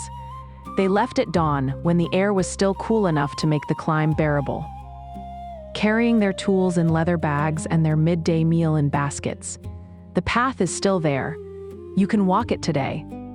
The limestone is worn smooth in places where 30 generations of sandaled feet polished the rock. At the top of the ridge, there is a small rest station. the remains of a stone hut where the workers paused before descending into the valley. From that point, you can see the entire Theban necropolis spread below. The valley floor, the cliff faces cut with tomb entrances. The dry wadis where flash floods occasionally swept through and deposited debris against the sealed doors. The heat in the valley is severe. The limestone cliffs trap and reflect the sun, creating a natural oven. By midday, the rock face can reach 130 degrees. The workers carved the tombs by lamplight. The interiors had no natural light. Using copper chisels and wooden mallets, working in shifts, the stone dust settling on their skin and in their lungs. The air inside an unfinished tomb shaft smells of limestone dust, and lamp oil and the faint organic note of human sweat trapped in a space with poor ventilation. The workers who painted the walls worked in better conditions. The plaster needed to be damp, so the painting chambers were cooler. But the men who cut the stone worked in the heat and the dust, and the medical records on the ostraca show the consequences: eye infections, respiratory complaints. Scorpion stings, which were common in the valley, and for which the village kept a designated scorpion charmer on retainer. A man whose professional title, recorded on the village payroll, was he who charms scorpions. He was paid in bread and beer like everyone else. And his name appears on multiple ostraca spanning several years. The village considered his services essential. In a valley where the limestone crevices harbored fat-tailed scorpions whose sting could cause fever, paralysis, and occasionally death, the scorpion charmer was not a curiosity. He was infrastructure. The workers of Deir el-Medina left something unusual behind. Unlike the pharaohs, whose records were curated by priests and scribes to present an official narrative, the workers left personal records. Ostraca, fragments of limestone, and broken pottery used as notepads. Thousands of them, scattered through the ruins of their village, recording the daily details of lives spent building tombs for others. They left laundry lists, sick day records. Khonsu was absent. His wife was having a baby. Neferhotep did not come. He was brewing beer. These are not royal proclamations. These are the equivalent of workplace email chains from 1200 BCE. They recorded their wages paid in bread, beer, grain, and fish, not money. They recorded their disputes. A divorce settlement, a property boundary argument, a complaint about a neighbor's wall. They recorded their strikes. In the 29th year of Ramesses III's reign, approximately 1158 BCE, the workers of Deir el-Medina went on strike. Their rations had not arrived. They were hungry. They had families, and they did something that, in the context of pharaonic Egypt, was almost unthinkable. They stopped working on the king's tomb and marched to the mortuary temples, shouting, "We are hungry." This is the first recorded labor strike in history, not a rebellion. Not a slave revolt, a work stoppage by skilled professionals demanding payment for services rendered. The rations arrived eventually, 2 months late. The vizier Ta'a sent grain, and the workers returned to the tomb. And the record keepers noted the incident on a limestone flake and filed it with the other ostraca in a basket that would sit undisturbed for 3,000 years until a French archaeologist named Bernard Bruyère excavated the village between 1922 and 1951. Pulling over 5,000 ostraca from the ruins and reconstructing the daily life of a community that had been dead for 30 centuries. The detail that stays with me from the Deir el-Medina records is not the strike. It is the laundry lists. The workers' wives kept track of the linen sent out for washing. How many shirts? How many loincloths? What date? What washerman? The washerman was named Wenifer. And he served the village for at least 15 years, and his name appears on over 100 ostraca. Wenifer washed the clothes of the men who painted the gods on the walls of the pharaohs' tombs. He knew them all by their laundry, and when the rations stopped coming and the men marched on the mortuary temples, Wenifer was presumably still there.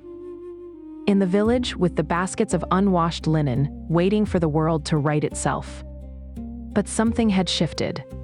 the centralized system that had sustained the village. The royal workshops, the government-supplied food, the carefully managed workforce that built the most important structures in Egyptian civilization was beginning to fail. The 20th dynasty was the last of the New Kingdom, and the New Kingdom was the last great era of pharaonic Egypt. What followed was a long, slow contraction. Foreign invasions, civil wars, the loss of Nubian gold mines, the fragmentation of central authority. That would eventually deliver Egypt into the hands of the Libyans, the Nubians, the Persians, and finally the Greeks. During the contraction, the workers of Deir el-Medina made a calculation. They knew the tombs. They had built them.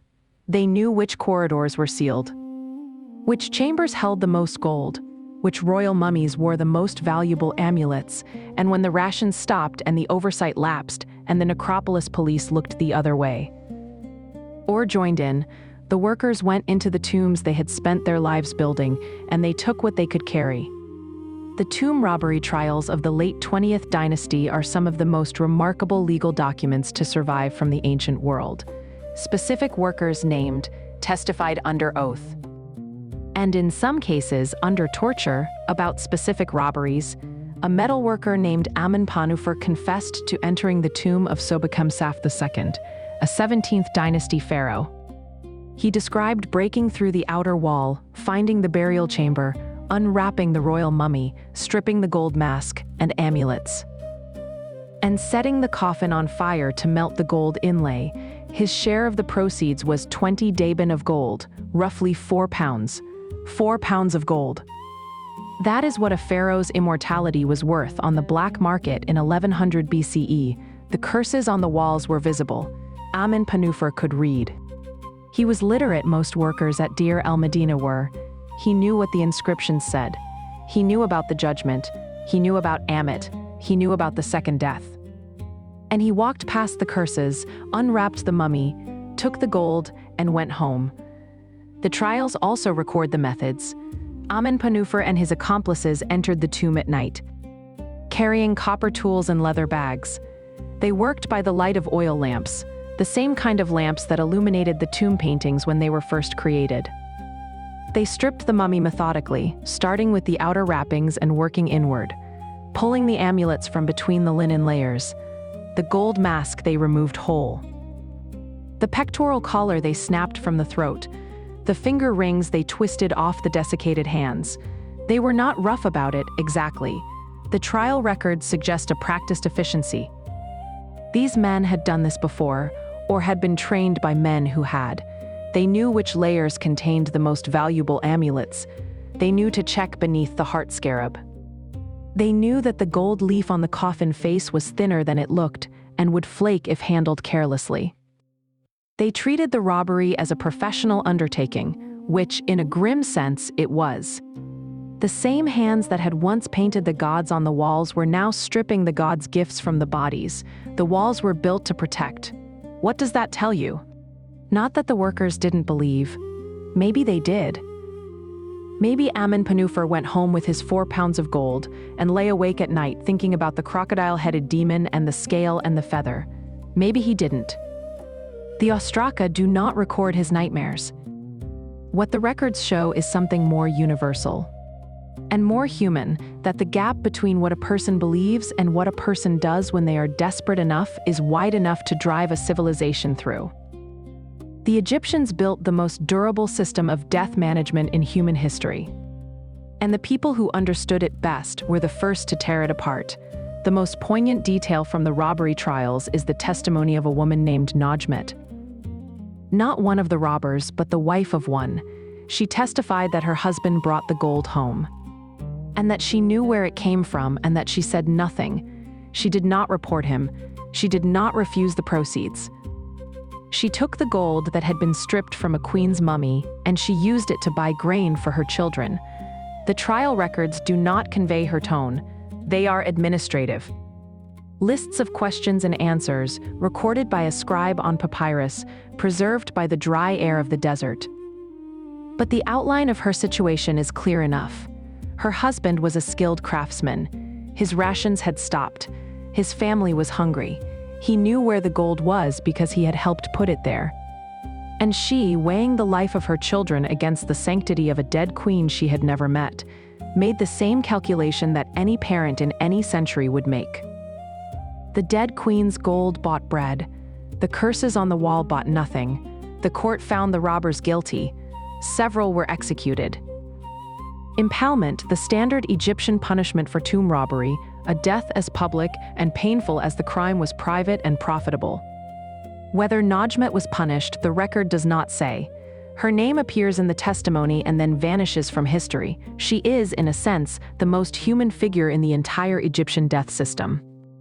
A living woman caught between the hunger of the present and the obligations of the past, choosing the present and losing her name to the silence that follows. There is a lesson in that. Not a moral lesson. I am not interested in moralizing about people who were hungry and did what hungry people do. But a structural lesson, a system that depends on continuous institutional support, on rations arriving on time, on governments functioning, on social contracts being honored, is only as durable as the institution behind it. The pyramids endure because they are stone. The mummification tradition did not endure because it was made of people. Of wages paid in bread, of skills passed from master to apprentice, of institutional memory stored in the heads of priests, and scribes who died and were not replaced. The last great era of tomb building was the 19th dynasty, the dynasty of Ramesses II, the pharaoh who built more monuments than any ruler in Egyptian history. His tomb, KV7 in the Valley of the Kings, was the largest ever constructed. His mortuary temple, the Ramesseum on the West Bank, covered more than 2.5 acres. His dedication to the death infrastructure was total, and within a century of his death, the workers who built his tomb were breaking into his predecessors' tombs to feed their families. The arc from Ramesses II to the tomb robbers is the arc of every civilization that builds more than it can sustain. The pharaoh who spent the most on the system was succeeded within 3 generations by pharaohs who could not afford to maintain it. The gold ran out. The gold always runs out. And when it does, the people who know where it was buried remember. The Egyptian death system was not destroyed by theology. It was destroyed by logistics. The supply chain broke. And when it did, the people closest to the sacred infrastructure were the ones who sold it for scrap. The end of the Egyptian death system is usually attributed to Christianity. Emperor Theodosius closed the temples in 391 CE. The last hieroglyphic inscription was carved at the Temple of Isis at Philae in 394 CE. The last known mummifications were performed sometime in the 3rd or 4th century. But the system did not end because Christianity defeated it. It ended because the infrastructure that sustained it, the priesthood, the workshops, the trade routes, the economic base, collapsed over centuries. By the time the Christian emperors formally shut the temples were already mostly empty, the priesthood had shrunk, the workshops had closed. The supply of imported myrrh and cedar from the Levant had been disrupted by centuries of warfare and economic decline. The mummification tradition did not die with a ban. It died the way most ancient traditions die, by becoming too expensive, too understaffed, and too disconnected from the economic reality of the people it was supposed to serve. The British Museum holds a mummy from the Roman period, 2nd century CE, roughly, that illustrates the decline. The wrapping is competent but hasty. The linen is coarser than New Kingdom examples. The face is covered not with a gold mask, but with a painted portrait panel. A wood board with a wax encaustic painting of the dead person's face in the Greco-Roman style, with large eyes and curled hair and the slightly melancholic expression of someone who has been asked to sit still for too long. These are the Fayum mummy portraits, and they are beautiful in a way that the traditional masks are not: individualized, emotional, human. But they are also evidence of a system that has lost its institutional memory. The portrait replaces the mask not because it is better, but because the artisans who knew how to make the masks are gone. In the spring of 2026, a film opens in theaters that takes the central premise of the Egyptian death system. That the dead can come back, that the preserved body is not inert, but potential, that the rituals designed to awaken the dead might actually work. And presents it as horror. This is not new. Western culture has been making mummy horror since the Victorian era, when the public unwrapping of Egyptian mummies was a London stage entertainment.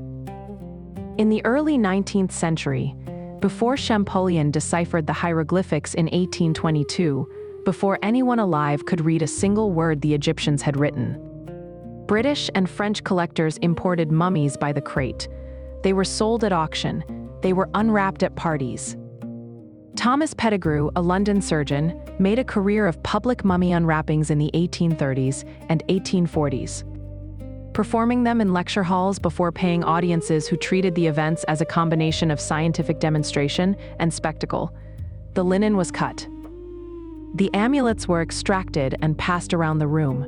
The face of the dead person, someone who had been carefully, lovingly, expensively preserved for a journey they believed they were about to take, was exposed to the gaslight and the curiosity of strangers who did not know their name and could not read the spells that were supposed to protect them. The mummy fiction followed. The Mummy, a tale of the 22nd century, was published in 1827. A novel by Jane Loudon in which a mummy named Cheops is revived in the year 2126 and becomes an advisor to the British government. Lot number 249, an 1892 short story by Arthur Conan Doyle, features a reanimated mummy controlled by an Oxford student. By the time Howard Carter opened Tutankhamun's tomb in 1922, the mummy as horror trope was already a century old. Carter did not create the mummy curse narrative. He walked into a pre-existing story that the culture had been telling itself for 100 years. The 1932 Boris Karloff film, the 1959 Hammer horror version, the 1999 Brendan Fraser adventure that treated the whole thing as a roller coaster, the 2017 Tom Cruise attempt that tried to build a franchise and instead built a cautionary tale about overconfidence. But the 2026 film, Lee Cronin's, with Blumhouse and James Wan behind it, takes a different angle. A child disappears into the desert. She spends 8 years inside a sarcophagus. She comes back changed. The horror is not an ancient priest returning from the dead. The horror is a family member who went through the process. The real process, the one the Egyptians designed, the one that takes a living person and makes them something else. And came home, there is a scene, reportedly, involving a scorpion crawling into a person's mouth and severing the vocal cords. Then someone pressing on the throat from outside to make the person speak again. I do not know if the filmmakers intended this as a reference to the opening of the mouth ceremony. But the parallel is exact. The ceremony was designed to restore the senses, sight, hearing, smell, and above all speech, to a body that had lost them. The film inverts this. It takes the senses away, then forces them back, violently, against the person's will. The ceremony as horror, the reawakening as violation. And this, actually, is closer to the Egyptian original than the adventure films ever were. The opening of the mouth was not gentle. It was performed on a dead body with blades. The peshkef was sharp enough to cut an umbilical cord, sharp enough to cut whatever needed cutting. The adze was metal, meteoric iron, heavy, hard. The 75 steps were not a meditation. They were a procedure, and the person receiving them had no say in the matter. They were dead. Their family had commissioned the service. The priests performed it, and the dead person, if the ritual worked as intended, woke up inside linen wrappings, inside a coffin. Inside a sarcophagus, inside a sealed chamber, inside a mountain, with the darkness close and the air thin and the silence complete. With the weight of stone above and the weight of linen against the skin and the absolute, total, permanent absence of light. The Egyptians apparently did not find this image disturbing. Or if they did not record the disturbance. The tomb was not a prison. It was a departure lounge. The dead person was not trapped inside it. The dead person was stationed there, temporarily. Between the completion of the opening of the mouth ceremony and the commencement of the first journey through the Duat, the coffin was a vehicle. The sarcophagus was a hangar. The sealed chamber was a gate, and the dead person, with the right spells, could open it from the inside. But the horror tradition has always focused on the other possibility, the possibility that the spells do not work, that the mouth does not open, that the dead person wakes inside the wrappings with their senses restored, able to feel the linen against their face, able to smell the cedar and myrrh, able to hear the silence of a room that has been sealed for 3,000 years, and cannot move, cannot speak, cannot leave. The Egyptian system was designed to prevent exactly this outcome. Every spell, every amulet, every step of the 75-step ceremony was a safeguard against the nightmare of waking up trapped. The fact that they built so many safeguards suggests they understood the nightmare intimately. But the system had answers. Spell 89 allowed the BA to reunite with the body. Spell 91 prevented the soul from being shut in. Spell 92 opened the tomb from the inside. The system anticipated everything, including the claustrophobia of waking up sealed in rock, and provided a magical solution for each contingency. The dead did not need to panic. The dead had a manual. There is a casting choice in Cronin's film that deserves mention. May Calamawy, who played Layla El Fawli in Marvel's Moon Knight, a series steeped in Egyptian mythology, appears in the film. She is Palestinian-American. Her presence in a mummy film marks a departure from a century of Hollywood Egyptology in which the Egyptian characters were almost always played by white actors. Boris Karloff in brownface, Arnold Vosloo under prosthetics, Sofia Boutella as the only non-white lead in the 2017 version. And she was Algerian, playing a character the script barely bothered to contextualize. Calamawy brings something different, not just representation, though that matters, but cultural proximity, an awareness of the material that is not academic but inherited. The mythology is not exotic set dressing for her. It is ancestral. I mention this because the way a culture tells mummy stories reveals what it thinks about the culture that made the mummies. The 1932 film treated Egypt as a source of romantic menace. The 1999 film treated it as an adventure playground. The 2017 film treated it as a corporate IP opportunity. The 2026 film, from what we can see, treats it as a source of genuine dread. And the casting of an actress with cultural roots in the region suggests that the filmmakers may understand something the previous versions did not, that the horror of the Egyptian death system is not about bandaged monsters shuffling through corridors. It is about a culture that took death more seriously than we do, built a more elaborate response to it than we have, and may, just possibly, have understood something about the relationship between the living and the dead that we have spent 3,000 years trying to forget. But strip away the spells, strip away the magic, strip away 3,000 years of theological certainty. What you are left with is the image that every mummy film trades on, and that the Egyptians themselves created, a body, preserved, waiting, with the ritual potential to wake up. Not a ghost, not a spirit, a body, physical, present, made of the same flesh and bone and dried tissue that Bob Brier produced in his Long Island laboratory in 1994. A body that, in the Egyptian understanding, was not finished with the world, that had unfinished business. That had a right to its possessions, its name, its tomb, and its continued existence, and that had been given, through the most elaborate preparation ritual in human history, the tools to enforce those rights. The horror is not that the mummy comes back. The horror is that the mummy was always supposed to come back. The system was designed for exactly this, and the only thing separating the Egyptian intention from the horror film scenario is the question of whether any of it actually worked.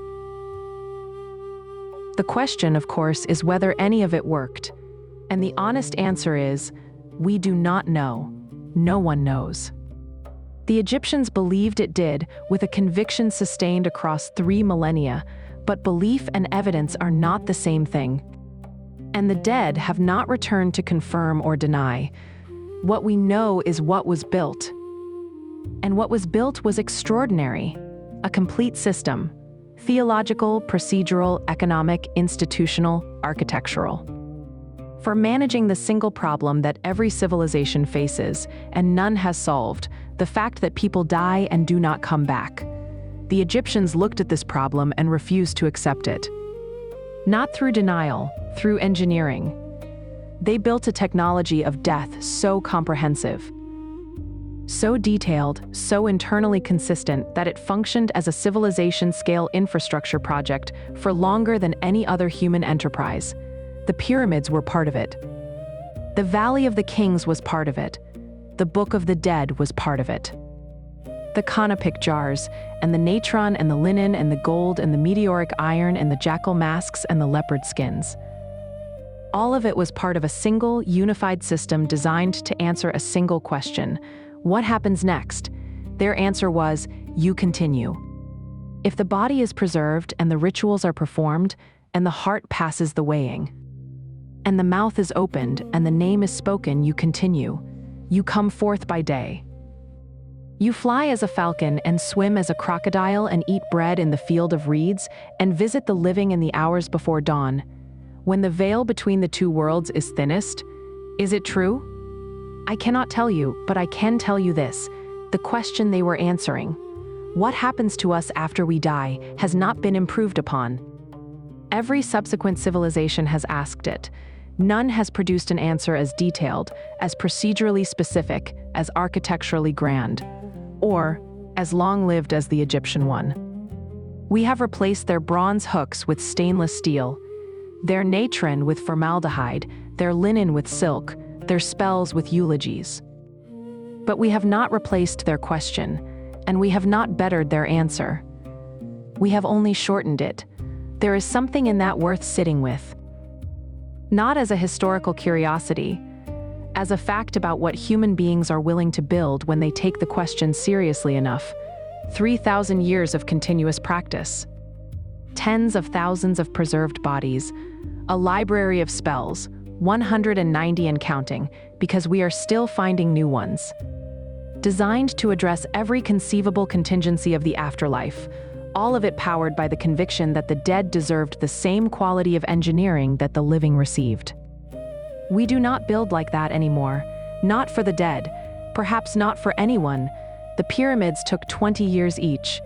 The Valley of the Kings was carved by hand over 500 years. The Book of the Dead was copied and recopied for 15 centuries. These timeframes are so far outside the modern planning horizon that they sound fictional. They are not. They are the natural outcome of a civilization that decided the dead were worth as much effort as the living.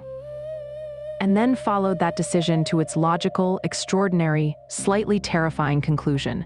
There is one more thing, Bob Brier's mummy.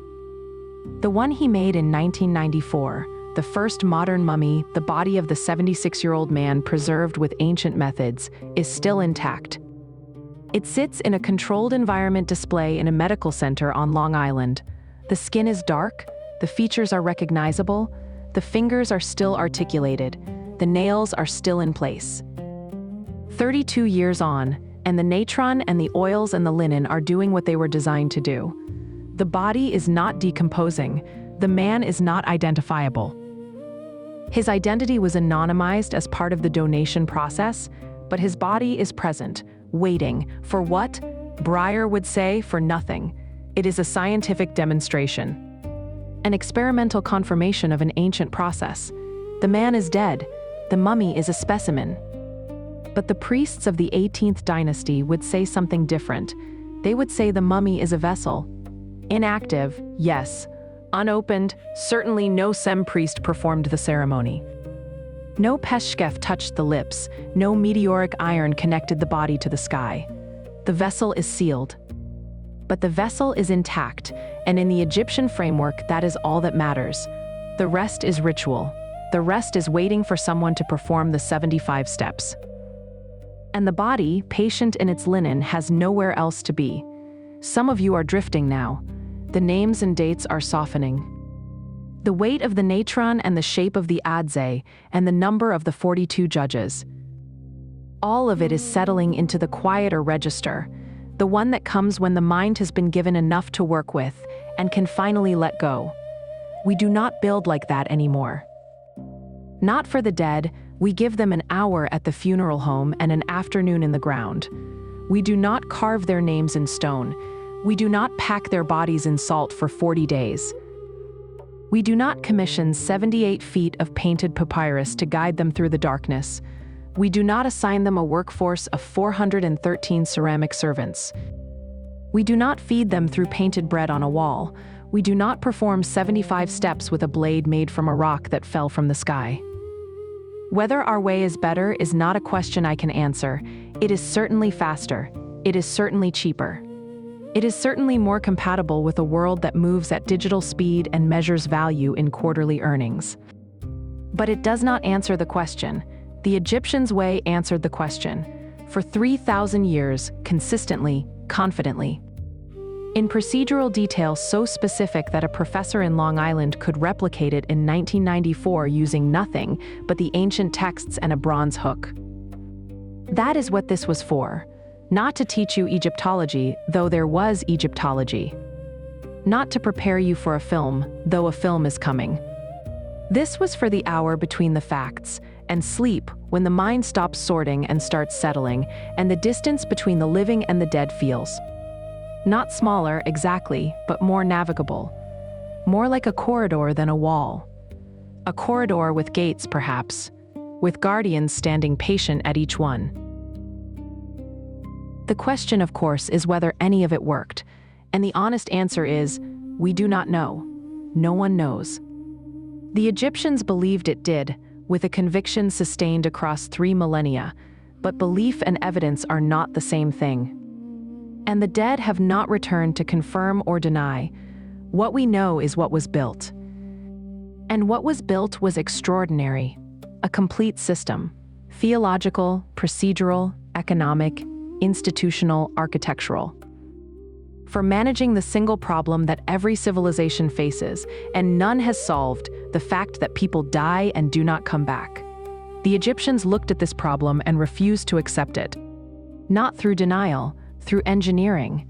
They built a technology of death so thorough, so detailed, so internally consistent that it functioned as a civilization-scale infrastructure project for longer than any other human enterprise. The pyramids were part of it. The Valley of the Kings was part of it. The Book of the Dead was part of it. The canopic jars and the natron and the linen and the gold and the meteoric iron and the jackal masks and the leopard skins. All of it was part of a single, unified system designed to answer a single question: what happens next? Their answer was, you continue.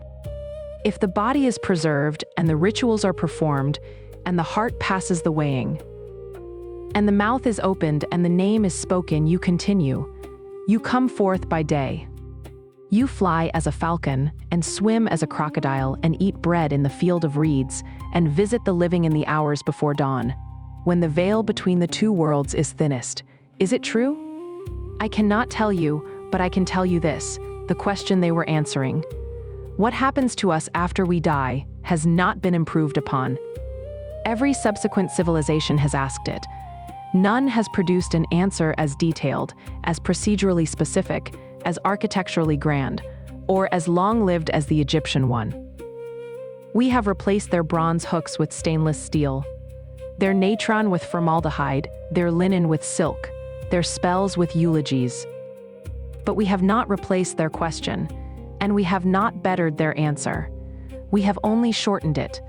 There is something in that worth sitting with. Not as a historical curiosity, as a fact about what human beings are willing to build when they take the question seriously enough. 3,000 years of continuous practice. Tens of thousands of preserved bodies, a library of spells, 190 and counting, because we are still finding new ones. Designed to address every conceivable contingency of the afterlife, all of it powered by the conviction that the dead deserved the same quality of engineering that the living received. We do not build like that anymore. Not for the dead, Perhaps not for anyone. The pyramids took 20 years each. The Valley of the Kings was carved by hand over 500 years. The Book of the Dead was copied and recopied for 15 centuries. These timeframes are so far outside the modern planning horizon that they sound fictional. They are not. They are the natural outcome of a civilization that decided the dead were worth as much effort as the living, and then followed that decision to its logical, extraordinary, slightly terrifying conclusion. There is one more thing: Bob Brier's mummy. The one he made in 1994, the first modern mummy, the body of the 76-year-old man preserved with ancient methods, is still intact. It sits in a controlled environment display in a medical center on Long Island. The skin is dark, the features are recognizable, the fingers are still articulated, the nails are still in place. 32 years on, and the natron and the oils and the linen are doing what they were designed to do. The body is not decomposing. The man is not identifiable. His identity was anonymized as part of the donation process, but his body is present, waiting. For what? Brier would say, for nothing. It is a scientific demonstration, an experimental confirmation of an ancient process. The man is dead. The mummy is a specimen. But the priests of the 18th dynasty would say something different. They would say the mummy is a vessel. Inactive, yes. Unopened, certainly. No Sem priest performed the ceremony. No Peshkef touched the lips. No meteoric iron connected the body to the sky. The vessel is sealed. But the vessel is intact, and in the Egyptian framework, that is all that matters. The rest is ritual. The rest is waiting for someone to perform the 75 steps. And the body, patient in its linen, has nowhere else to be.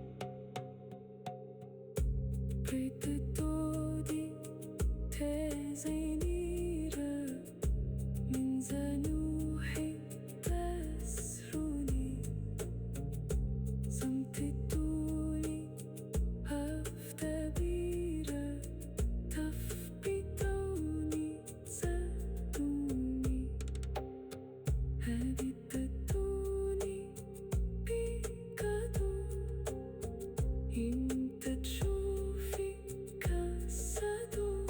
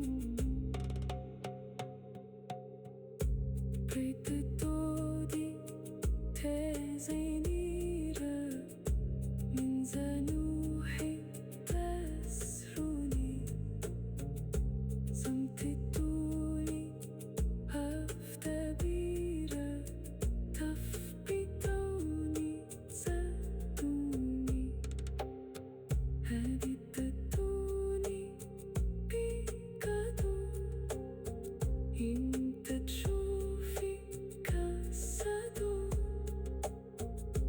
إيفيكوسي تسبيتوسي أفتدوني تسبوني تنشيكوشا تبيشوشا أتدوني أتدو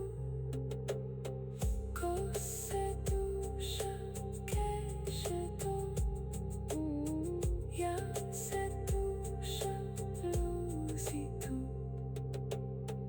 ناشدوشا بيبسي تفتيتوني تسبوني كوسدوشا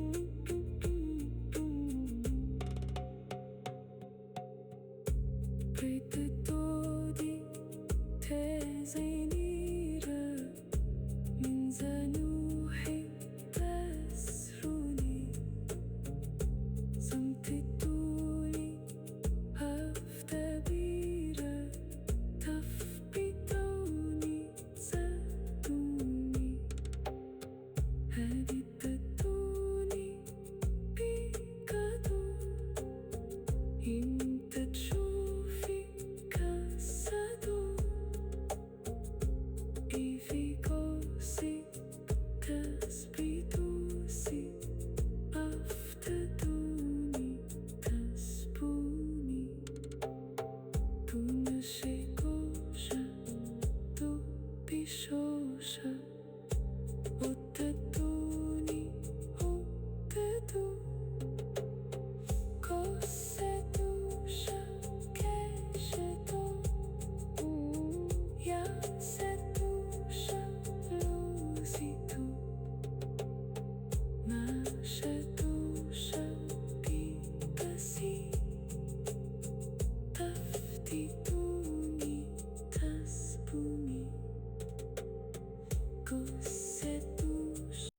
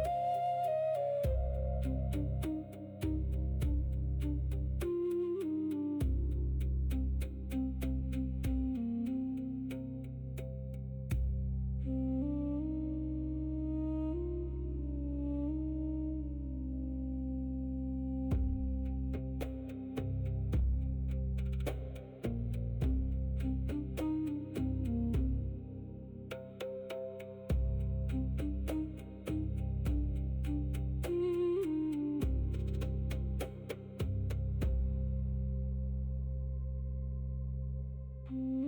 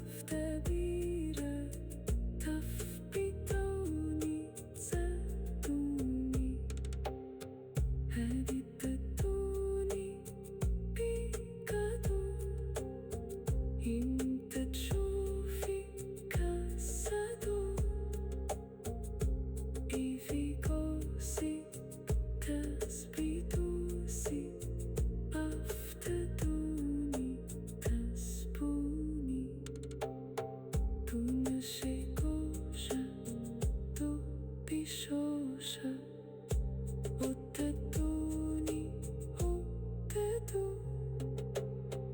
Kosedusha Keshetu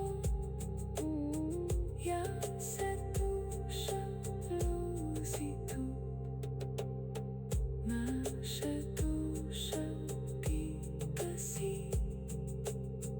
Taftituni Taspumi Kosedusha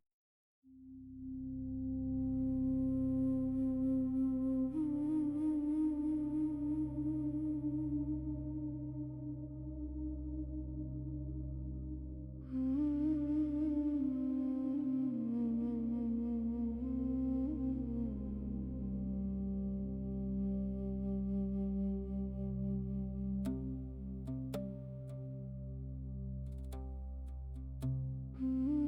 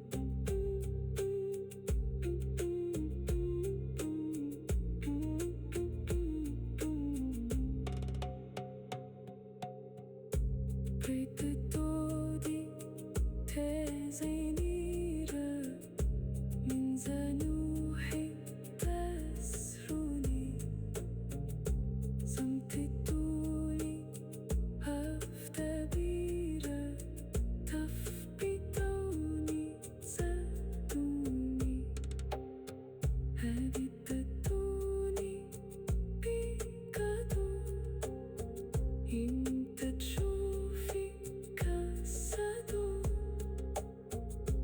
e ficou-se caspito-se aftaduni caspuni Tuna chegou-já do bichoja o tatuni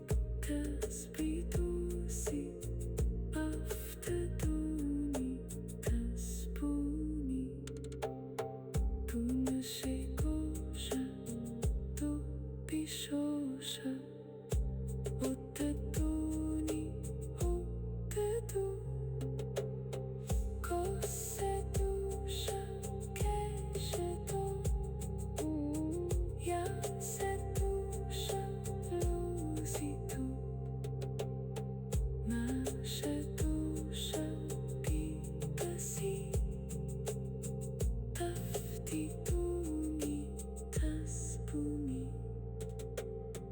ku seduce.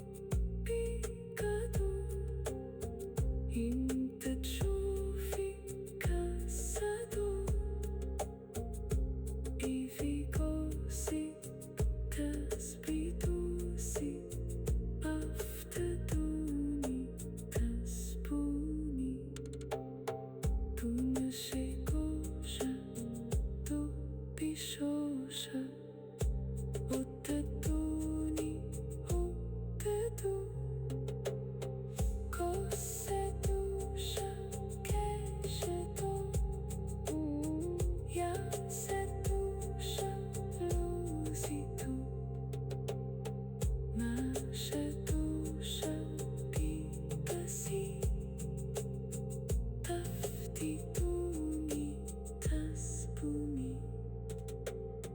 ku seduce.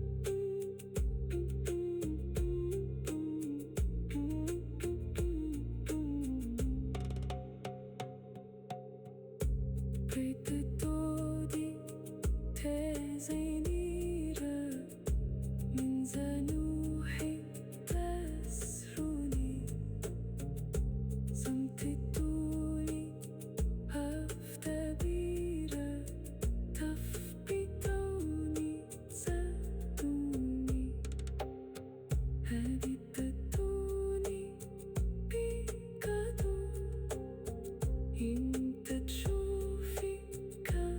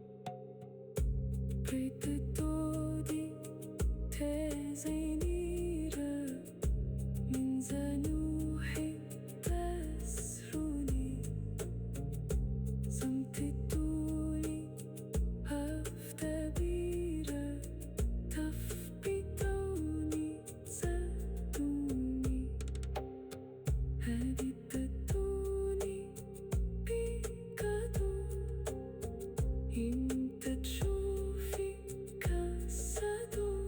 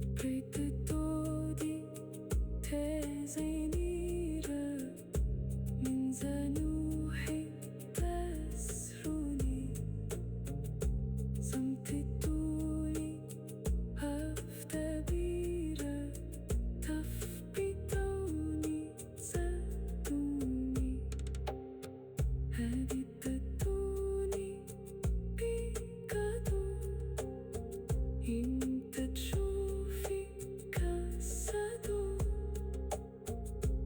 إيفيكوسي تسبيتوسي أفتدوني تسبوني تنشيكوشا تبيشوشا أتدوني أتدو Kosedusha kesheto ya sedusha luzitu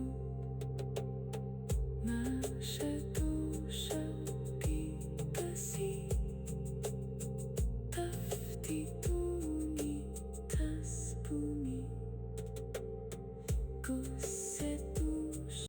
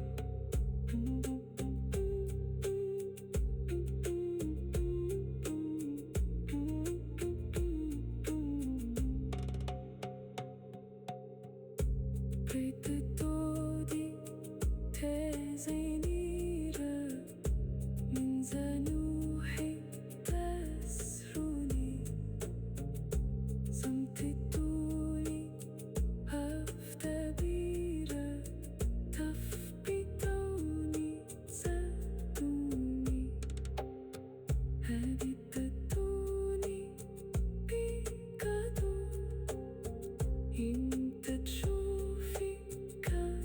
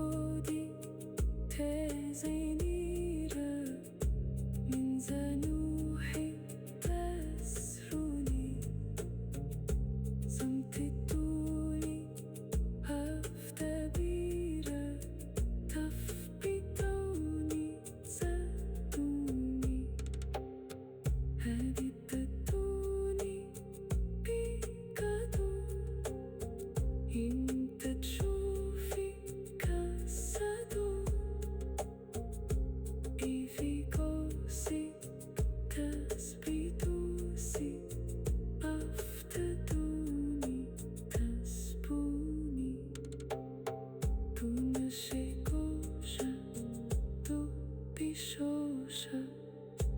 我的毒你，我的毒。Cos'è tu che sei tu? Ya sei tu, lusi tu. Nasce tu, picasi. Tafti tu ni, taspumi. Cos'è tu?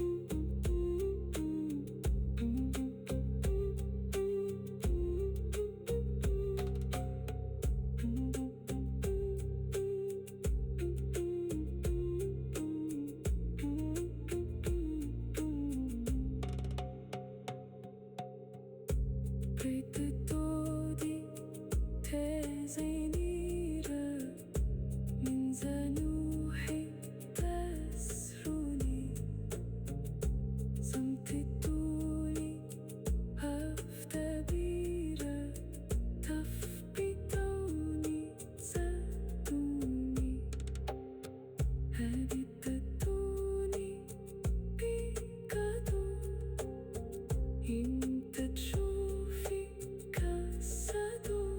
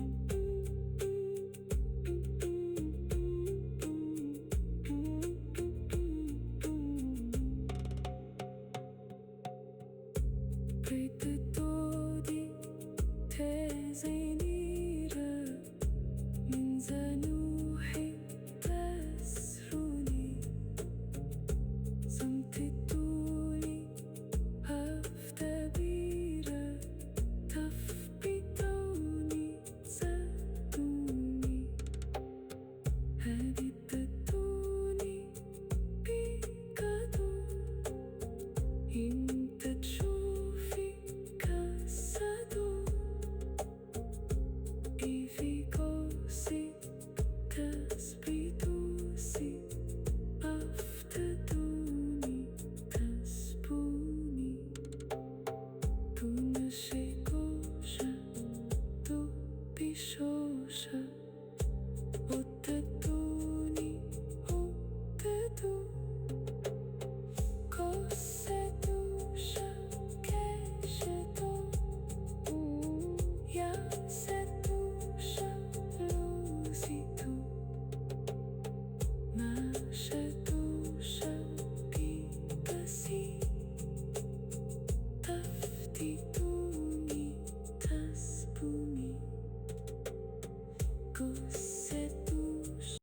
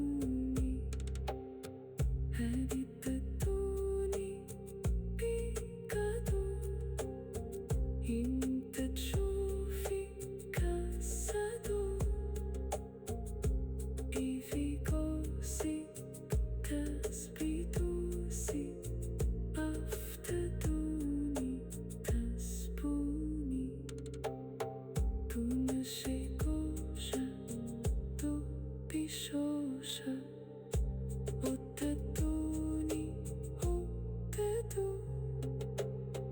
كوسدوشة كشدو